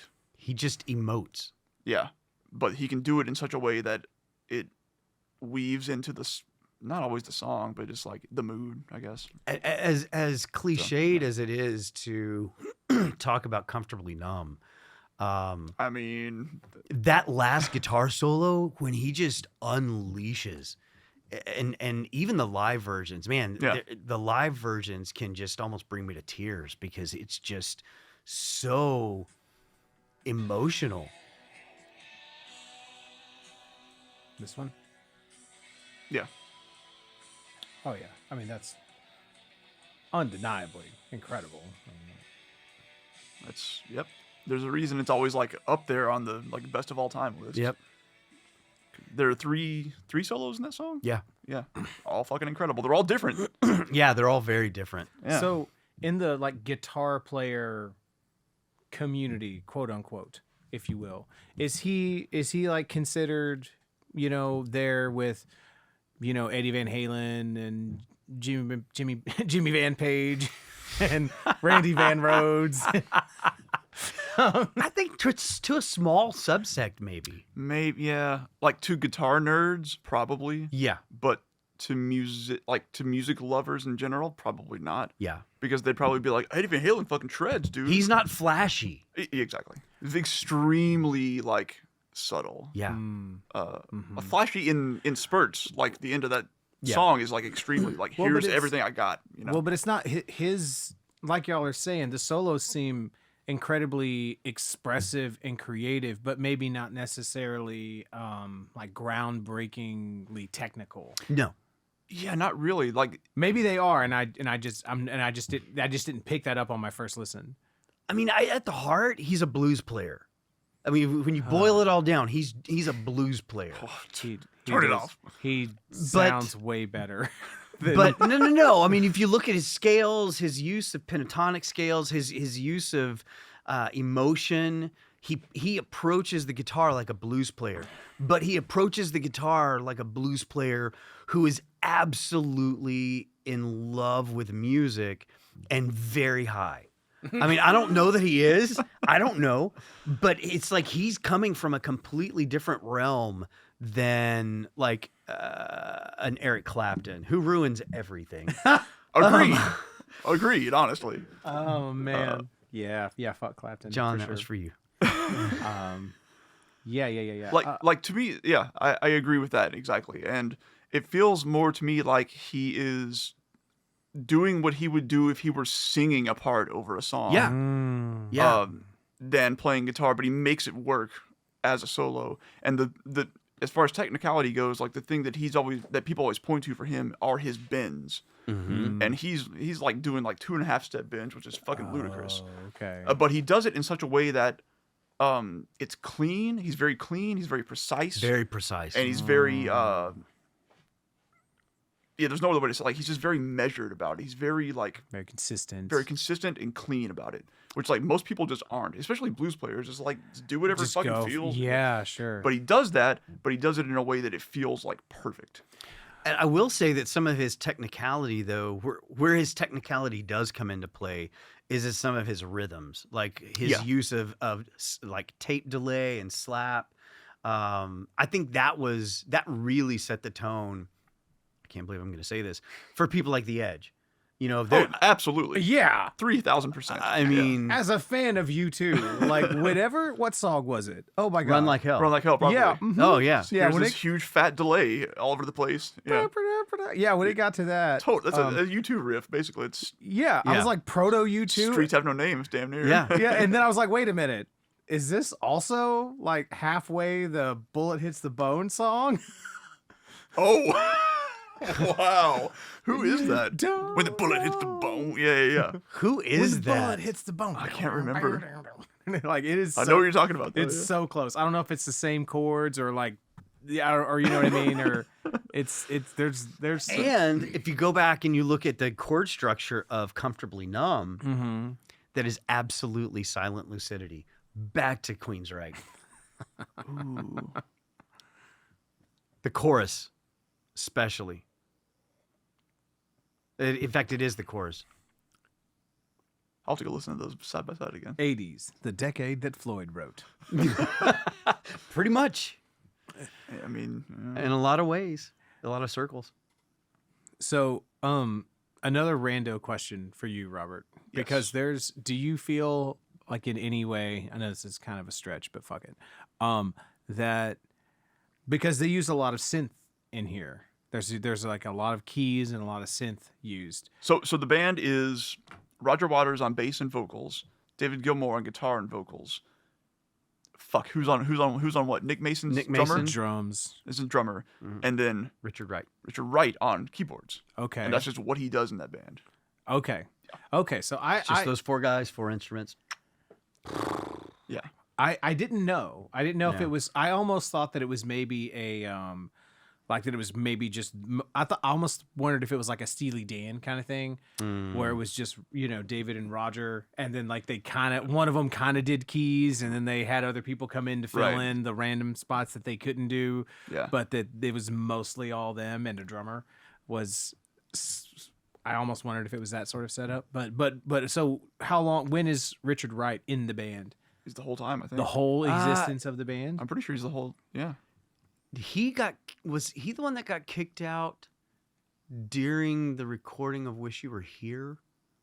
And he was gone for like an album and a half, but then he came back. I thought you were going to say, and he was gone for like an hour. An hour and a half. Yeah. That album actually was about him. They wanted him to come back, you know? Yeah. Wish You Were Here. They wrote the lyrics afterwards. Yeah. Makes sense. Yeah, I don't know. I can't remember that exactly, but sounds like something that probably happened. So they were all pissed at each other. So the shit I was going to throw at the wall is like, do you feel like this set in any way sort of set you up to be as into like synth wave and electronic music and to have that door open to you in the way that it is? Probably doesn't hurt. It's like, especially for stuff like synthwave, which is much more about the tonality of it all, as opposed to like, because the Doors have a keyboard player, but that's so different. Exactly. That's what I was gonna say. Like, it's kind of the same ballpark, but those are completely different things. Yeah, the keyboardist is doing something different there, basically. Right. Yeah, because the keyboards here is much more about texture. Texture, yes, exactly. Than it is about being even being a part of the rhythm section. Yeah. Which is very much what the keyboard player in the Doors is. Like that's like, I mean, I love that shit. Same, yeah. But I love them both, but it's a different kind of thing. You yeah. know? So in that sense, I think maybe I could see that. Okay. I could see that having like laid some sort of a foundation. Yeah. Interesting. Okay. Cool. I mean, like now that you say that, I'm thinking back, and I couldn't say like in all of these songs that I always know that he's there. That's why I thought that it was like someone else, or you know what I mean. That's why it didn't even occur to me that there's a dedicated keyboard player, Right. because there's not. It doesn't seem omnipresent. And now that we bring this up, I'm wondering if maybe he did percussion at times too, or something like that. I don't know. That's Not really positive. interesting to me. Are you digging into this? I am actually. Okay. And so because it is yeah, I do think that I said it sort of earlier, but I'll just kind of, before we look at like individual tracks or whatever, I'll just kind of dig into sort of my main summary here. So it's really strange because so much of this is so close to things that I really, really like. But then sometimes it zigs when I expect it to zag, and I check the fuck out. Oh yeah. So a good example of that is at 1:50 of the song "Sheep." Okay. When it comes into like When the shuffle, it comes in. yeah, when it comes into the shuffle beat or whatever. Like my notes on that song were, I really like this. Well, I did. Damn. And so it's like, and I didn't realize it was two singers also, which is pretty fascinating too. And it's like, I love the sound of the singer's voice, but every now and again the phrasing and the lyrics turn me off. And I think it's because I've seen a lot of mediocre jam bands who are influenced by Pink Floyd. And I think that it gives them permission to meander, and a kind of a permission to, because sometimes like because they're playing with philosophy and like contradiction and shit like that. You know, if this is this, if this and that, then not, then this, then, you know, and all that sort of stuff. And I think that sometimes if you are in the middle of finding your voice and you're performing that music live and you're inspired by that, it's just going to be word salad, and it's just going to sound like you're just not committing and like you're just not saying anything. Sure. And so every now and again, there will be like a few lines in a row that reminds me of other bands I've seen do that. This is not a knock on Pink Floyd. This is just trying to like tease out, like, why does some of this hit me as weird as it does given my experience. Right.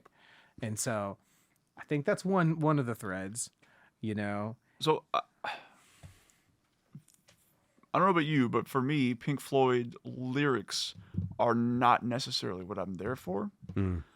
Some of them are fantastic. Yeah. But some of them I could kind of just leave.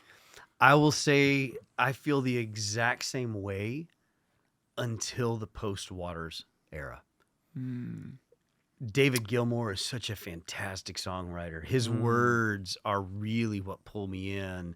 And then the music on like Momentary Lapse, Division Bell. Yeah, those just really hit me. I do want to clarify that I do think all of the lyrics, because I read the lyrics while I was listening to it. I do think all of the lyrics in Pink Floyd are really top notch, and really amazing. So just to be clear, but I guess like maybe like the song "Mother," where it's almost just like a lot of questions, and not all of them. It's kind of abstract, and not all of them flow together. And so, and like, I think it's great. I think that's a great song, but I could see how someone who is influenced by that would make that. I know that I have seen people influenced by that kind of thing, and they just make a song that's 10 minutes and is a bunch of rambling poetry and doesn't have a single hook in it. I could see that. Yeah. You know, it's funny for me, Mother is encapsulated with, and it's kind of cliched at this point, but when the Berlin Wall fell, I just remember seeing a picture, a piece of the Berlin Wall where somebody had graffitied on it, "Mother, should I trust the government?" Right. And, you know, Pink Floyd has always been so politically driven. Animals was pretty much kind of loosely based on Animal Farm. And it was a critique of capitalism and all these other things. They've got such a political bent to their music that I think Mother is the pinnacle of that to me for that critique. Right. That makes sense to me. So the songs from The Wall specifically on here, like I said earlier, like they're kind of hard to take out of context and really like get a good handle on because there's so much. Like The Wall, more than any of these other albums, is about the album. Sure. Rather than any individual song. So there's all these threads running through it. It's more obvious if you watch the movie, I guess, because they spell it out for you visually. But even just reading the lyrics, like it's about a central character, Pink, basically, right? This famous musician. Right. Right. So he's got mother issues, obviously. He was like not mistreated necessarily, but like, what's the word?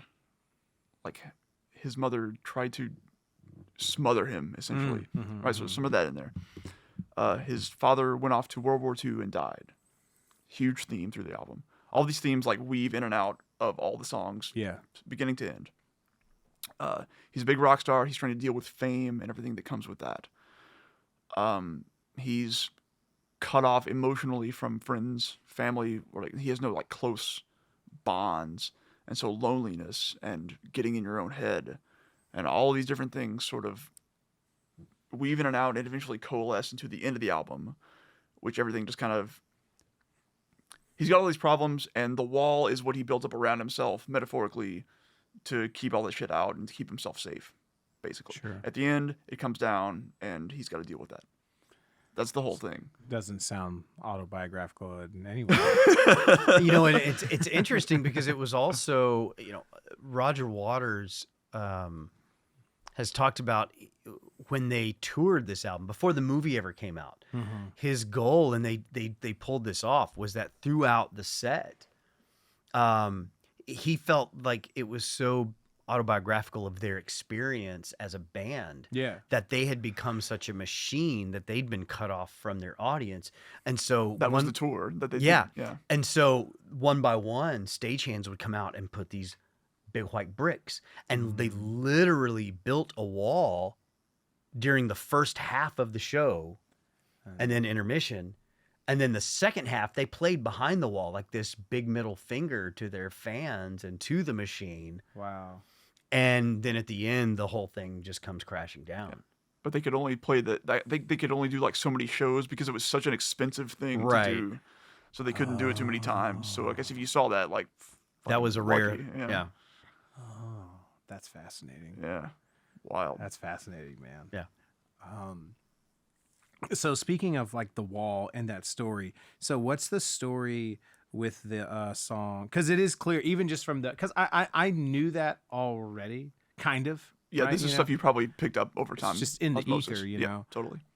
But even just listening to the tracks, it is clear that there is a bigger sort of narrative and a story going on. So what's the story with the song "In the Flesh"? In the Flesh. Yeah, I figured you probably have questions about that. Well, because it does sort of say like something like there's a different band is like the idea, and it's like a band that's impersonating them or something or whatever.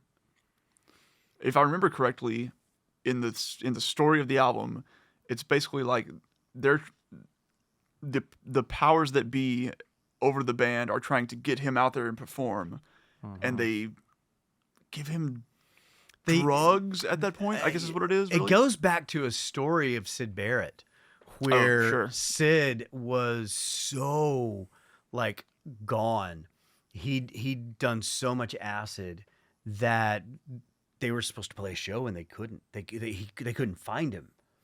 And so when I think it was somebody, one of their team, but it wasn't somebody in the band, finds him in like this closet or something, and he's just almost incapacitated. They have to pump him full of all this adrenaline and all these other drugs to just try to even get him lucid enough to get out there. They end up having that was the reason why they brought David Gilmour in, was to help, because Sid was the guitarist, vocalist. And this idea that the only way you can truly protect yourself from such a demanding public is to put on a persona.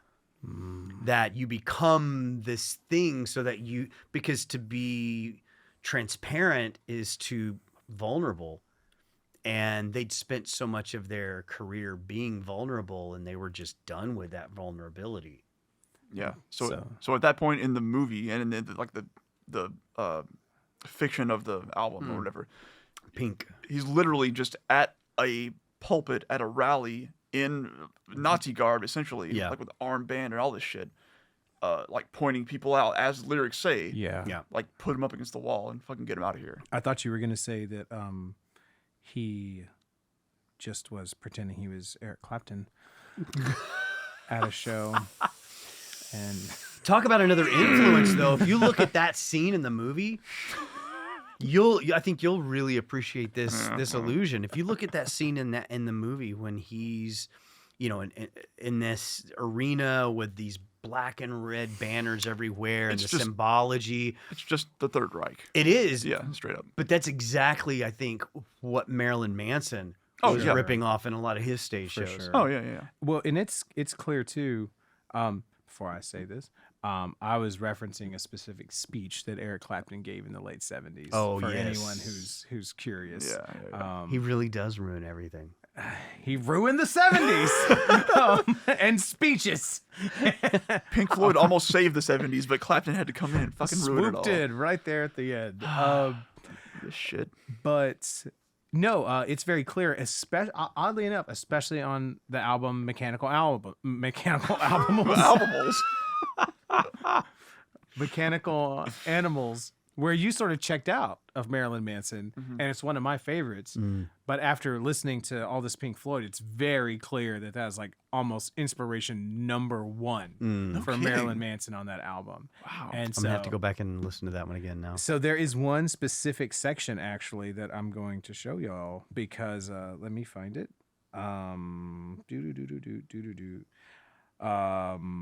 So Speed of Pain 249. So there's a section where it's like, oh, you were definitely influenced by the song when I got to Brain Damage.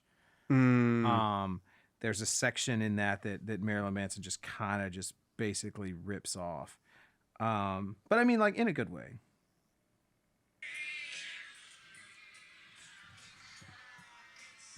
Let me see.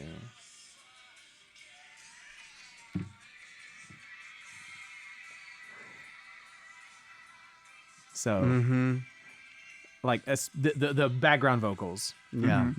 Like the,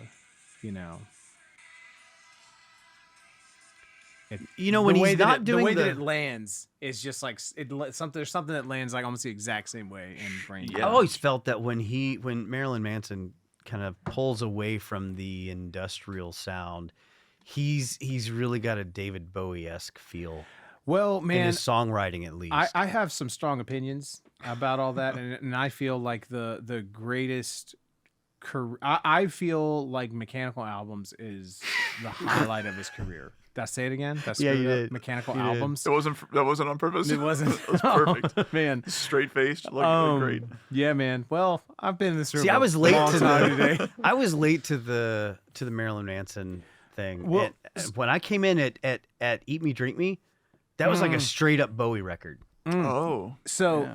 I feel like where Marilyn Manson made, because he I mean, I don't want to speculate, but I know for me, because Antichrist, like the first few records are amazing.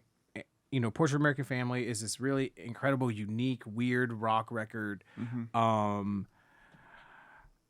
Antichrist Superstar is just one of the greatest rock albums of all time. Usually influential on me. Mechanical Albums, Mechanical Animals. Just I'm leaning roll it. with it. Just Mechanical roll with Albums. it. Yeah. So his Lean into it. His third full length, Mechanical Albums, was such a hard turn from Antichrist Superstar, Mm-hmm.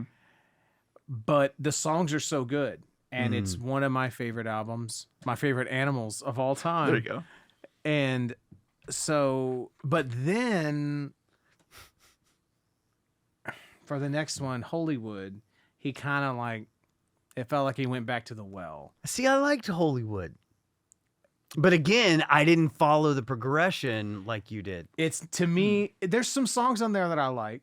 Don't get me wrong. But that's when that record comes out, that's whenever I stop liking Marilyn Manson albums and start liking a few of the songs on his albums. Yeah. Right. Which I like a few of the songs on Hollywood. I like a few of the songs on Golden Age of the Grotesque. I like a few of the songs on Eat Me, Drink Me, or whatever. Was Hollywood bug, buzz, ziggity, zag. You know, that's on Golden Age. I know. But it becomes a different thing. He almost becomes like a parody of himself from the Antichrist Superstar era, where it felt like really really inspired and really dangerous. So that was his U2 Pop Mart stage. Hey, Going back to that, huh? We got opinions. you know what? I'm gonna try to be mature here, and I know that my opinions of U2 are not the standard narrative on that band, and I'll defer to you, the elder statesman, as far as the true, where someone should place pop in relation to the rest of U2's records. So I know that it's my personal favorite, but that's because I came at it at a very unique time but whatever. Yeah. So yeah. Everybody likes different things. Some people like things that suck. Some people like good stuff. I mean, look at Marilyn Manson now. He's like hanging out in church with Kanye. Yeah, that ain't great. Everybody loses. Kanye loses. Manson loses. The church loses. Justin Bieber is there too, I think. Yeah. Oh yeah. They got that Dick Root pastor or whatever. like. Was that a description or his name? I don't know where Reverend Dick Root. I have like this idea in my head of like he's like really ripped and like walks around with like his shorts like hanging down, and you see like how cut he is. Some people call that a dick root. Okay. I've never heard that before. Some people call it cum gutters. Also, I've never heard that really before. Who are these people? Well, that was in a Rick and Morty episode, I think, the whole cum gutter okay. thing. But Okay. yeah, I don't know. This, Sure. Mechanical Garanimals. We're back to that. Let's go back to that. But Mechanical grandmas. but anyway, I feel like there was I think there's a channel. Yeah, probably. there was a turning point for Marilyn Manson's career where on Mechanical Animals, if he would have said, "Fuck y'all, I'm gonna keep going down this Bowie path," I feel like he would have. I feel like there's an alternate timeline where he does that and he stays very relevant as an artist. Yeah. I can see that. But again, it's also, if I had to like, because the problem there was that he regressed, right? yeah, He just tried to go back to what he knew or what people knew right, before. because there is nothing that connects Antichrist Superstar to Mechanical Animals. That is a hard turn progression, Right. and if you do that, I feel like you don't get you can't. Like You can't go back. Yeah. At that point, you can't put the genie back in the bottle. Right. Yeah. You have to like if See, it was only okay for Metallica to do it because they took like 15 years to do it or whatever. Like if they would have, if Reload would have been them trying to do the Black Album Part 2 or them trying to do like a thrash record, I don't know that they would matter. Yeah. Today. Not at the way that they did. And see, that's not the way that they do. That's exactly how I feel about Beck's Sea Change. Huh. That it was so divergent from the rest of his catalog. It was like, oh, this is really good. Not that I didn't like his stuff before, but I mean, just the sonic feel, the lyrics. It's very serious. There's no joking around. It's not lighthearted. And then when he followed that up with Wero, I was like, oh, he went back. But then he came back and he did Morning Phase. That was like Sea Change Part 2. And it's just, it kind of completes that picture. But Beck is a little bit different, just a little different than Marilyn Manson. I kind of give him that latitude. I'm a huge Beck fan. Yeah, I'm pretty ignorant. I do remember going and seeing him live with a friend of mine.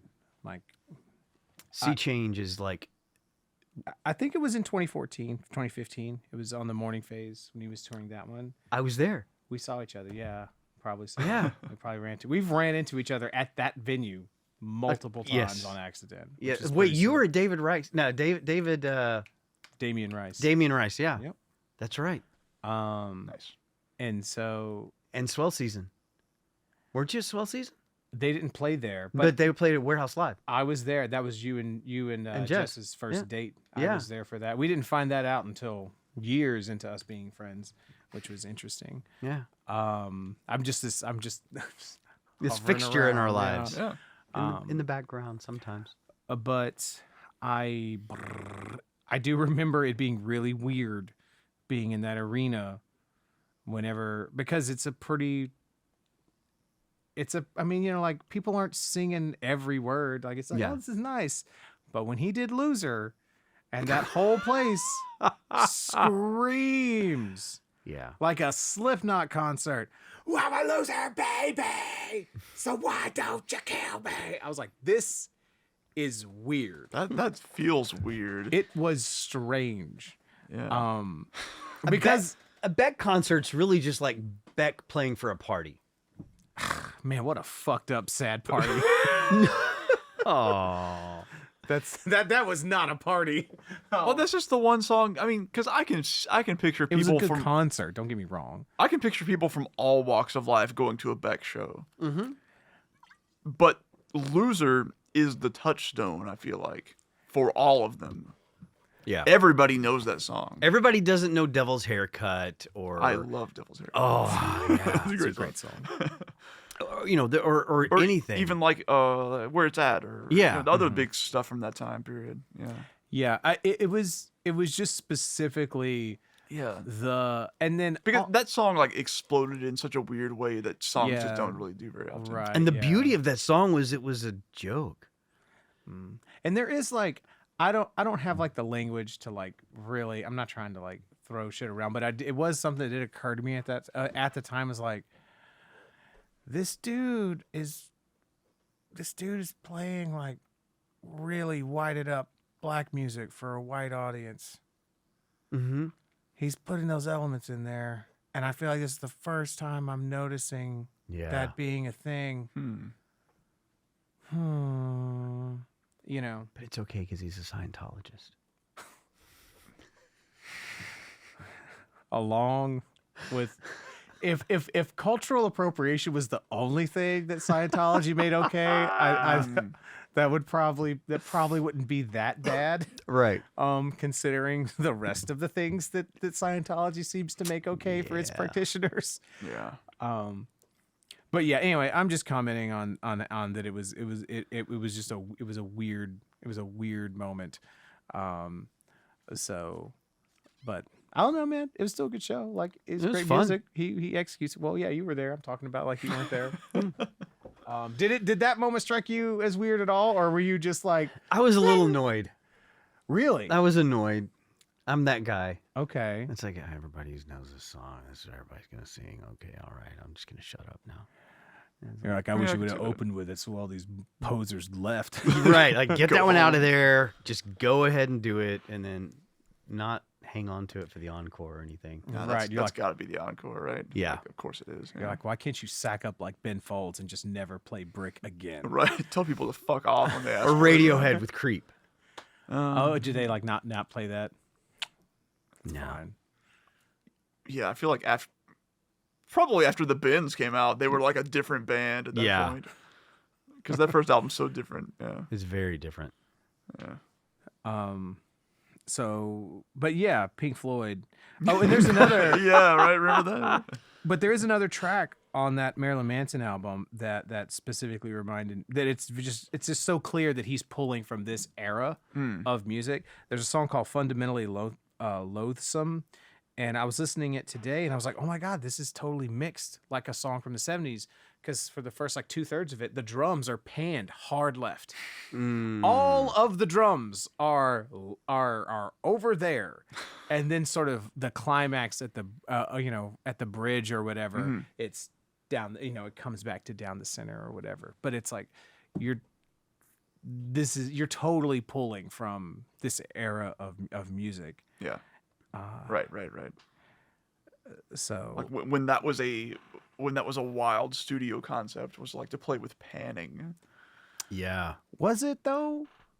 I mean, I guess to play with it, Yeah. yeah. Because there's a lot of there's a lot of jazz records where it's like the drums are in the drums and the bass are in the left, or in the piano and the sax Sure. are over here and Yeah. shit like that. but yeah, like fucking On the Run or whatever, where it pans back and forth the entire time. I see. Stuff like that was like kind of novel Sure. at the time. Yeah. That makes sense. That makes sense.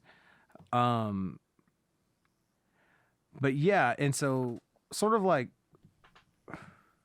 and then like another thing too about why I think that,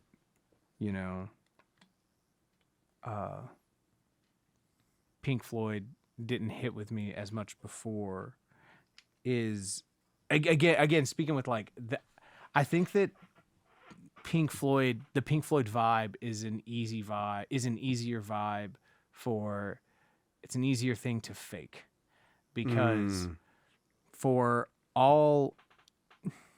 because the language that they're using for all of their brilliant composition and brilliant songwriting and brilliant execution and brilliant recording and production, the language they're using is still the rock language. Mm-hmm.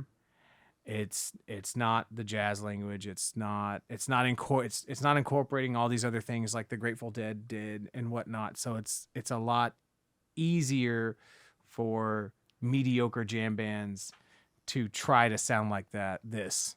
Yeah. I mean, it's still blues rock, basically. Yeah. Yeah. I do have to like commend them because I stand as, I have such a high status here. No, You're able to That's yeah that's grandiose. of you. yeah. bestow this commendation. There you go. No, commend is the wrong word. Usually I hate blues rock.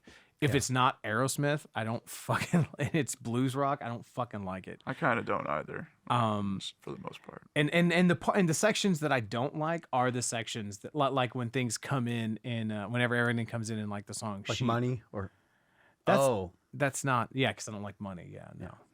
It's interesting that you keep fake setting on Sheep though, because that to me, Sheep is one of the more unique cases in all of these songs because it's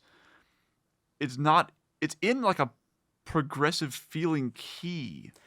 The reason it doesn't feel like blues rock to me. the reason that I keep it's because Is it just that it goes to it's the feeling I had while listening to it, because it got to like the whole playlist. I was like, yeah, this is Pink Floyd.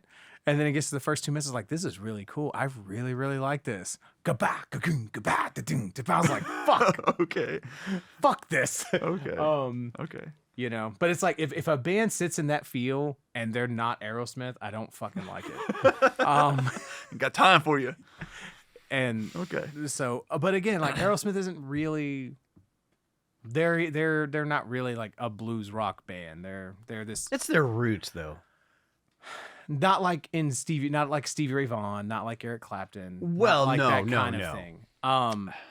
Like they're because That'd be Stevie Ray Vaughan's just playing the blues though. Like There's that's for what it's right, what it yeah, is, like you know? because yeah, there's scales of blues rock, right? Do you just mean blues with a loud drummer, right? What do you mean when you say blues rock? And the thing that, because Aerosmith does have this, Well, I think there's blues, and then there's blues rock. I mean, really, I'm not trying to be stupid about it. Stevie Ray Vaughan was playing the blues. Aerosmith is blues rock. Aerosmith has a different influence that most blues, rock, blues, whatever influenced rock bands do not have, which is the R&B influence. I can see that because, I mean, like George Thorogood is blues rock. Like Bad to the Bone guy. And that's like the most Or boring shit yeah. imaginable. But them, you're right, Georgia yeah. Satellites, that's blues rock. Yeah, okay. I follow you. it's basically everything else on the Dazed and Confused soundtrack, apart from Aerosmith. Right. Okay, gotcha. But to I guess tie this together, tie that together. It's like it's like I was sort of trying to say at the beginning, like by the time I had heard Pink Floyd, I had already been exposed to things that tried to do these things, but did them in a different way. So like my glass was full in a way. It's full of shit. It was full of jazz. Okay. Is what it was. So I think that's a big aspect of it for me, I mean, I think I've had that exact same experience with other stuff, so I get it, yeah. Right. And so yeah, for whatever reason, I just wasn't because I was so intensely averse to the drug scene in high school. And so anything that was associated with the drug scene, I was going to be like, fucking idiots.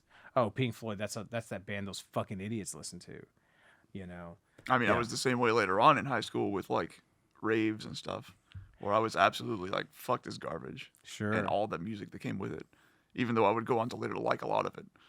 So, yeah. Right.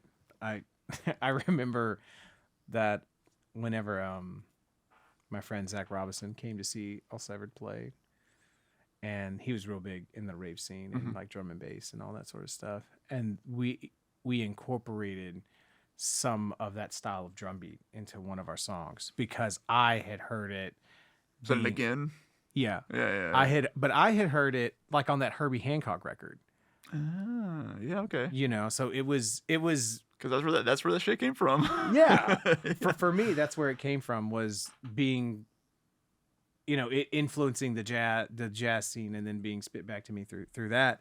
And then Zach was like, "Oh my gosh, did you put that in there for me?" I was like, "Fuck no, you idiot. I put that in there for me."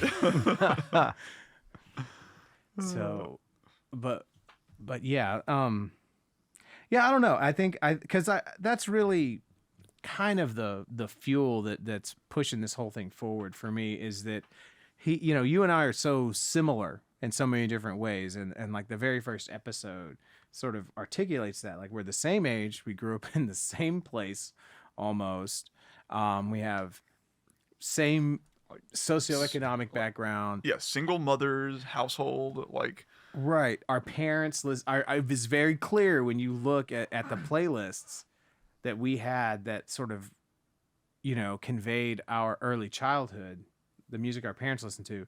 There's a lot of overlap. And so it's so fascinating to think about how wildly he and I would diverge. Yeah. And so that's why, that's kind of why I wanted to talk about Pink Floyd anyway, because it's a band that, I mean, I've made lots of music with the both of y'all, and y'all both love Pink Floyd, and I've always been like, meh. Do you feel like you having a little FOMO? Absolutely not. I think that's the first time I've ever actually used that phrase. By the way. Okay. I think you used it correctly. All right. I do feel like they are a guitarist's band. Yes. Yeah. By a lot. I can see that. So maybe that's more than any other instrument. I mean, that's really their focal point. Yeah. Yeah. So that makes sense. Yeah. So I was that gonna might be say part of it.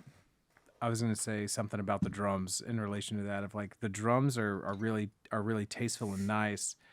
I feel like this is how guitar players play drums, Maybe, yeah. and or at least how they want me to play drums.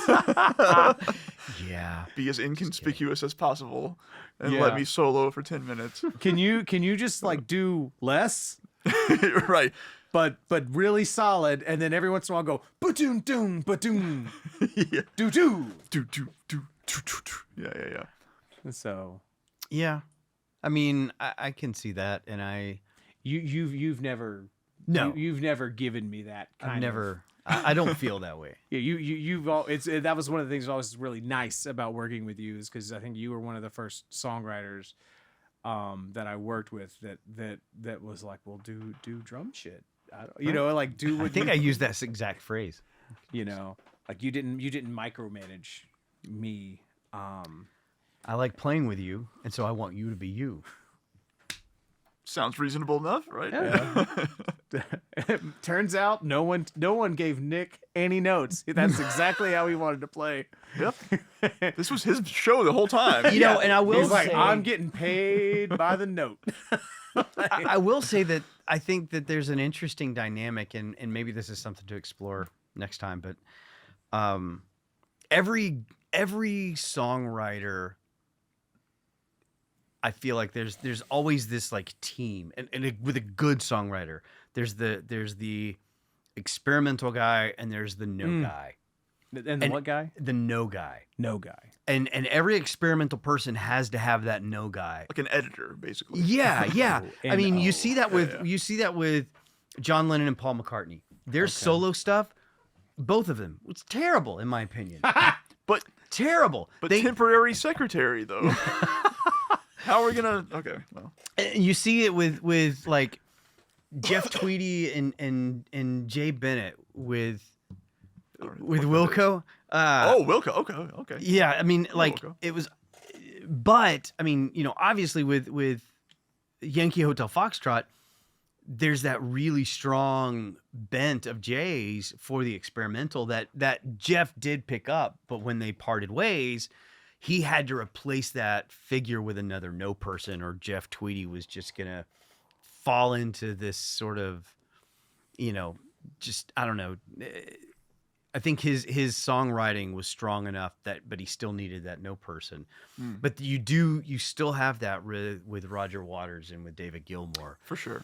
And I think when, David Gilmour, for all of his brilliance, Roger Waters, I mean, that he is the Wall. Yeah. And Yeah. and yet there was such a chasm between the two by the time they did the final cut, which was basically like The Wall Part 2. Yeah. It's basically a Roger Waters solo album, and it suffers from it. Yeah. It's like the Wall B-sides in a way. Yeah, There's some great shit on there, but like, Yeah, but it wasn't a cohesive masterpiece by any stretch. no. But again, I don't know about where you feel. I've never gotten into either one of their solo stuff. I've tried, and I even thought, well, I'm not going to be able to get into the Roger Waters just because he's not David Gilmour. But I couldn't even get into David Gilmour solo stuff. So David Gilmour did stuff. So he carried on with Pink Floyd. I think it was later that he came back to Pink Floyd, right? Yeah. Basically. Yeah. So like, there was a break. yeah. After Final Cut. Okay. Which was Roger Waters went off and did solo stuff, and David Gilmour went off and did solo stuff. Okay. And then David Gilmour, Nick Mason, and Richard Wright came back And did more Floyd stuff. Yeah. so he had the other two. Yeah. Yeah. Okay. Yeah. When they came back together later on, it was everybody except Roger Waters. Except Roger Waters. Did he keep doing solo stuff? Yeah. Did Roger a few years Waters. ago? Did he do like Roger Waters The Wall or something? Yes. Yes. He's done that a few Okay. times over the years. Okay. Yeah. Okay. Because that really is his baby. I see. Yeah. I will say that I don't think they ever shared the stage again, I don't think except for was that Live Aid. Is that what it was? Live Aid 8. Yeah. They all played together again. And you could just see they had the biggest grins on their faces. Like, this was it. This was the once in a lifetime moment they were all going to be on the same stage again. What a shame. Never happened again.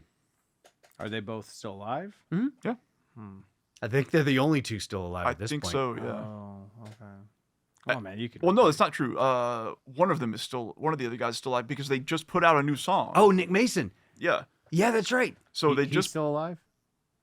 Yeah, I think it's him. So Mhm. they just put out a new song, technically under the Pink Floyd name.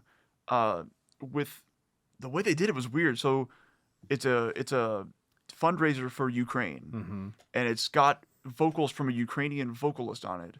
And I think the idea was like David Gilmour heard this dude's track and was like, I want to put music to this. And so he got his like Floyd touring band that they last had back together and wrote this song.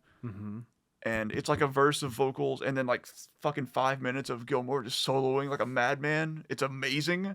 And then some more vocals and then it's over. But they put it out under the Pink Floyd name to get like more recognition for the fundraiser. Sure. I was like, that's sure. Yeah, why not? Yeah.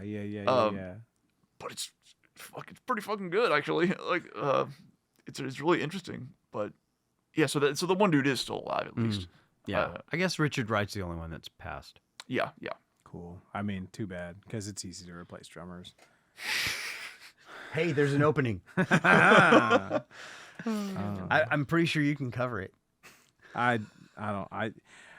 am sure that there is a universe of difficulty in there once you tried to like actually do it.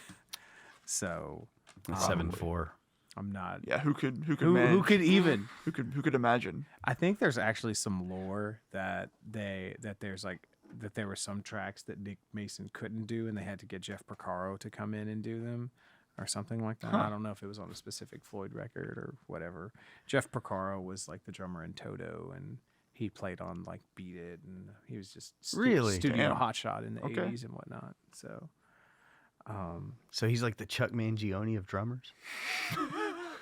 I don't even know what that means. I don't know. I'm just Sorry. picturing Chuck Mangione from King of the Hill now. that's all that I can see.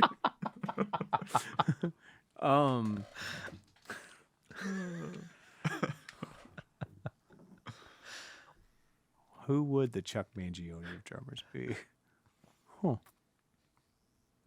First, you have to figure out What does Chuck Mangione do? Yeah, what he is plays trumpet. I know that. who but- is the Chuck Mangione of Chuck Mangiones. Yeah. You know, like Angus Young? excuse me? Does Chuck Mangione strut across the stage in a Or school? Malcolm Young, sorry. Oh, he just stands in the background and does not much. Yeah, like someone who makes like kind of like boring records that are accidentally popular but are technically fusion and technically respected by musicians, has good musicians playing with them. That's the trick, is because Chuck Malcolm Young Mangione to me. Chuck Mangione was technically popular, and he you know, like he did have like a hit or two, maybe just like an instrumental or something, and so that's why it's like I don't know how you Yeah. I think Chuck Mangione might be an island unto himself. Robert Sweet Who is that even? Who is that? from Stryper. Oh no, no. Oh, That was come not on. a path but I his expected. but Michael his Sweet's drums the- were the- on chains. Fuck Stryper. They were like the Christian Oh one, right? God, fuck all of those guys. Somebody sent me a text the other day. There's It's a me. with a screenshot of them. They're touring right now, and they look haggard. God, man. But they still have the yellow and black spandex. I kid you not. Dude, I mean, what else did they have? any fucking band that's like, we're gonna rock, but for Jesus. Fuck you. Like, fuck you, man. No. Dude, I don't. Because there's no one else does that. No one's like, I'm gonna jazz, but for Jesus. Like, you know, like it's just uniquely, it's almost unique. I mean, it happens in other genres, but man, is it like unique to the rock, you know? I mean, it's already bad enough when the band just goes, "We're gonna rock," because like I don't want to fucking hear that shit already. already in Right. a hole, yeah. Unless it's Twisted Sister, and then I'll hear it. Only because I But like. they want to rock. Right. So if they want it, it's like I feel okay about that. Right. I want to rock. Is that Twisted Sister? That's Yeah. Is it?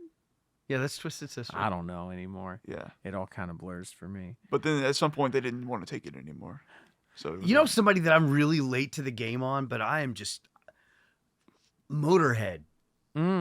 I have been going through this Motorhead phase for the last like 2 months, and man, those guys were just amazing. yeah. Yeah, that's another one of those bands that it totally makes sense why people our age miss that boat, because if we tried to listen to Motorhead, it's like, well, this is not quite thrash metal. Yeah. Yeah. And think about it like this. This was what really piqued my interest. Their first album came out like a week and a half after Elvis died. When did Elvis die? Like 76 Shit. Okay. or 78? I think it's 78. 78. Okay. Still, Or I In think that's when the August- first yeah, Motorhead record. August 6th still like late 70s. of 78 mid to was late when he 70s. died. And like August the 18th or something was when the first Motorhead record came out. Okay. It was like the universe went, okay, he's dead. Now this. Well, that's out of the way. But when you listen to that Here's first Libby. record, there's such an influence of that sort of 50s rock, Oh yeah. Oh, okay. Yeah. but just this balls to the wall heavy metal. Well, Lemmy's talked pretty extensively about how his biggest vocal influence is like Little Richard and Yeah. shit like that, you know. And so yeah, that doesn't surprise me. I was hoping it was the other way around, like the Motorhead record killed Came out. Elvis. No, I'm pretty sure that was the drugs. Yeah, that would have it's like that was the straw that broke the camel's back. Like He just put on that LP when he was on the toilet. And he just yeah. he never got off. So a few more things I wanted to throw out about some of the songs here. Yeah. Um. Please. So the Pigs on a Wing. When I heard this one just from the title, I was like, "Do you feel Springfield?" Yes. Okay. Like, do you feel? Do you feel? Well, that was Frampton though. I got it from Pink Floyd's yard sale. Yeah, but yeah. that's He had the pig. yeah. Yeah. It's a Simpsons joke. Yeah. I gathered. Yeah. So that was from. Well, shit. Was the pig from the Animals tour? Mm-hmm. I mean, that makes sense, but for some reason I associate that with the Wall, but I don't think that's true. Yeah, it was Animals. Okay. So yeah, on tour for Animals, Pink Floyd had just a fucking giant pig, inflatable pig. That's awesome. That was a thing. They were all into like full immersion shows. Yeah. That's awesome. They had like super wild shit like that way early on. Yeah. Compared to a lot of Shine On, Crazy Diamond, probably my favorite. That's probably my favorite on here. You should go listen to the rest of that album then. You should make try this. Make a playlist of just those two songs, because they split them up first and last of the album, and just listen to that as one cohesive piece. That's sort of what I was thinking about doing was sort of like, okay, I think I just need to maybe just go and like immerse myself in one album. That's the one, probably. You know. Yeah. So you know that is about Syd Barrett.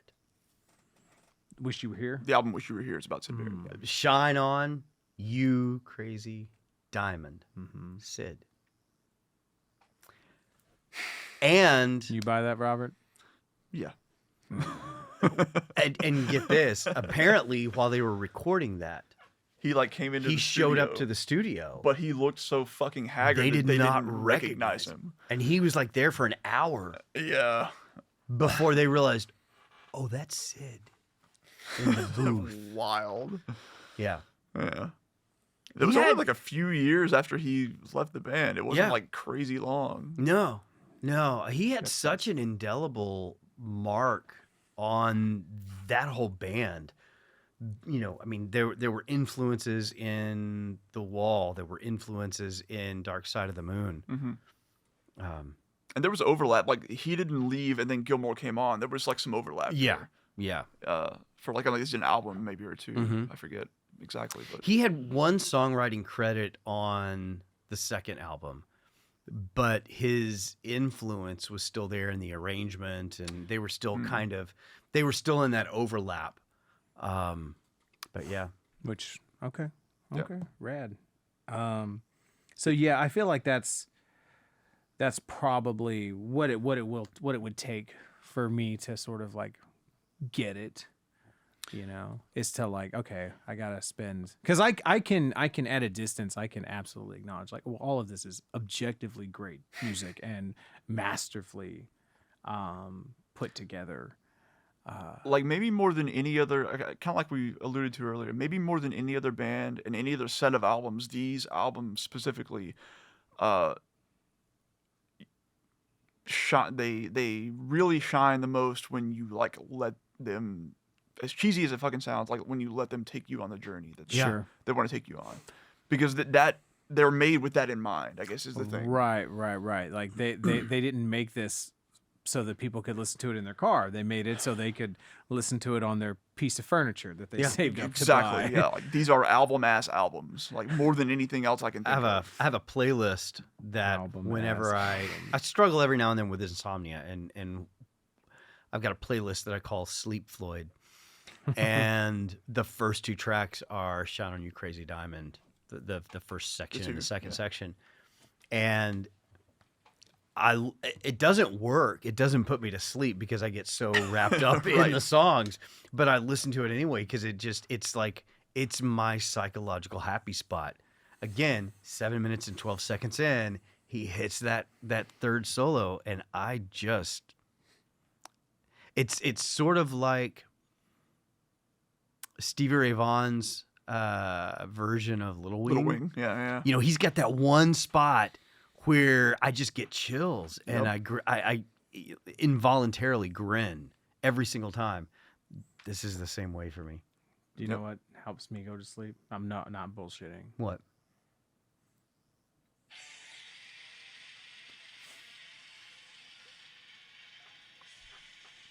Anthems to the Welkin at Dusk by Emperor. Well, I mean, just by the title alone, like they get you at dusk. Yeah, yeah. It's time. It's just some good like. I'm pretty sure that's exactly what they were going for. Black metal, yeah. It death metal doesn't do it, but black metal does. Certain kinds, yeah. Like Demon Borgir wouldn't do it, but like that kind of like wall of sound, you know what I mean? Venom. I've gone to sleep to Venom before, but it's because you were at one of their concerts, though. Ouch. Damn. I don't think I have too much else, Right. to throw on the fire here. Yeah.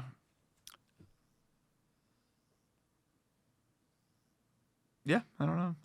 Not much else. I love the way, like I sort of talked about earlier, how they sort of did what we did on Carry Me Home, on Animals, and then Wish You Were Here is sort of the inverse of that, where Animals has this short little intro and then 3 huge songs and then a short little outro, whereas Wish You Were Here is the huge intro, 3 little songs and a huge outro. I always really love that. Okay, that's pretty cool.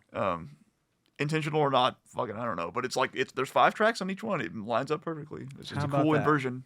That's good. So that's which 2 albums again? Wish You Were Here, which came first, and then Animals, which is the next album. Okay, so there's like a symmetry between those 2 albums. Yeah, like an inverse symmetry sort of thing. Okay, Yeah. I almost whenever people talk about like albums sort of mimicking each other in that way, I always think of Ride the Lightning and Master of Puppets because they're almost the same exact album.